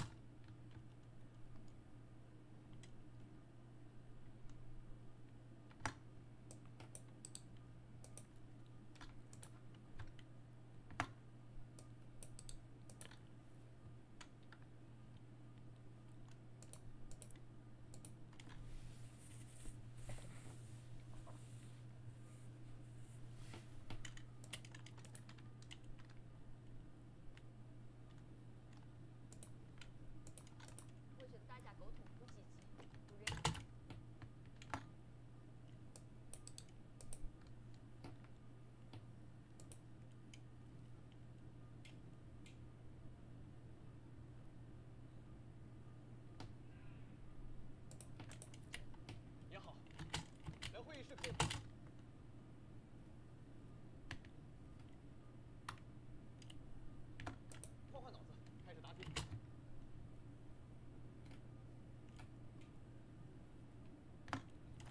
Okay, that's enough for today.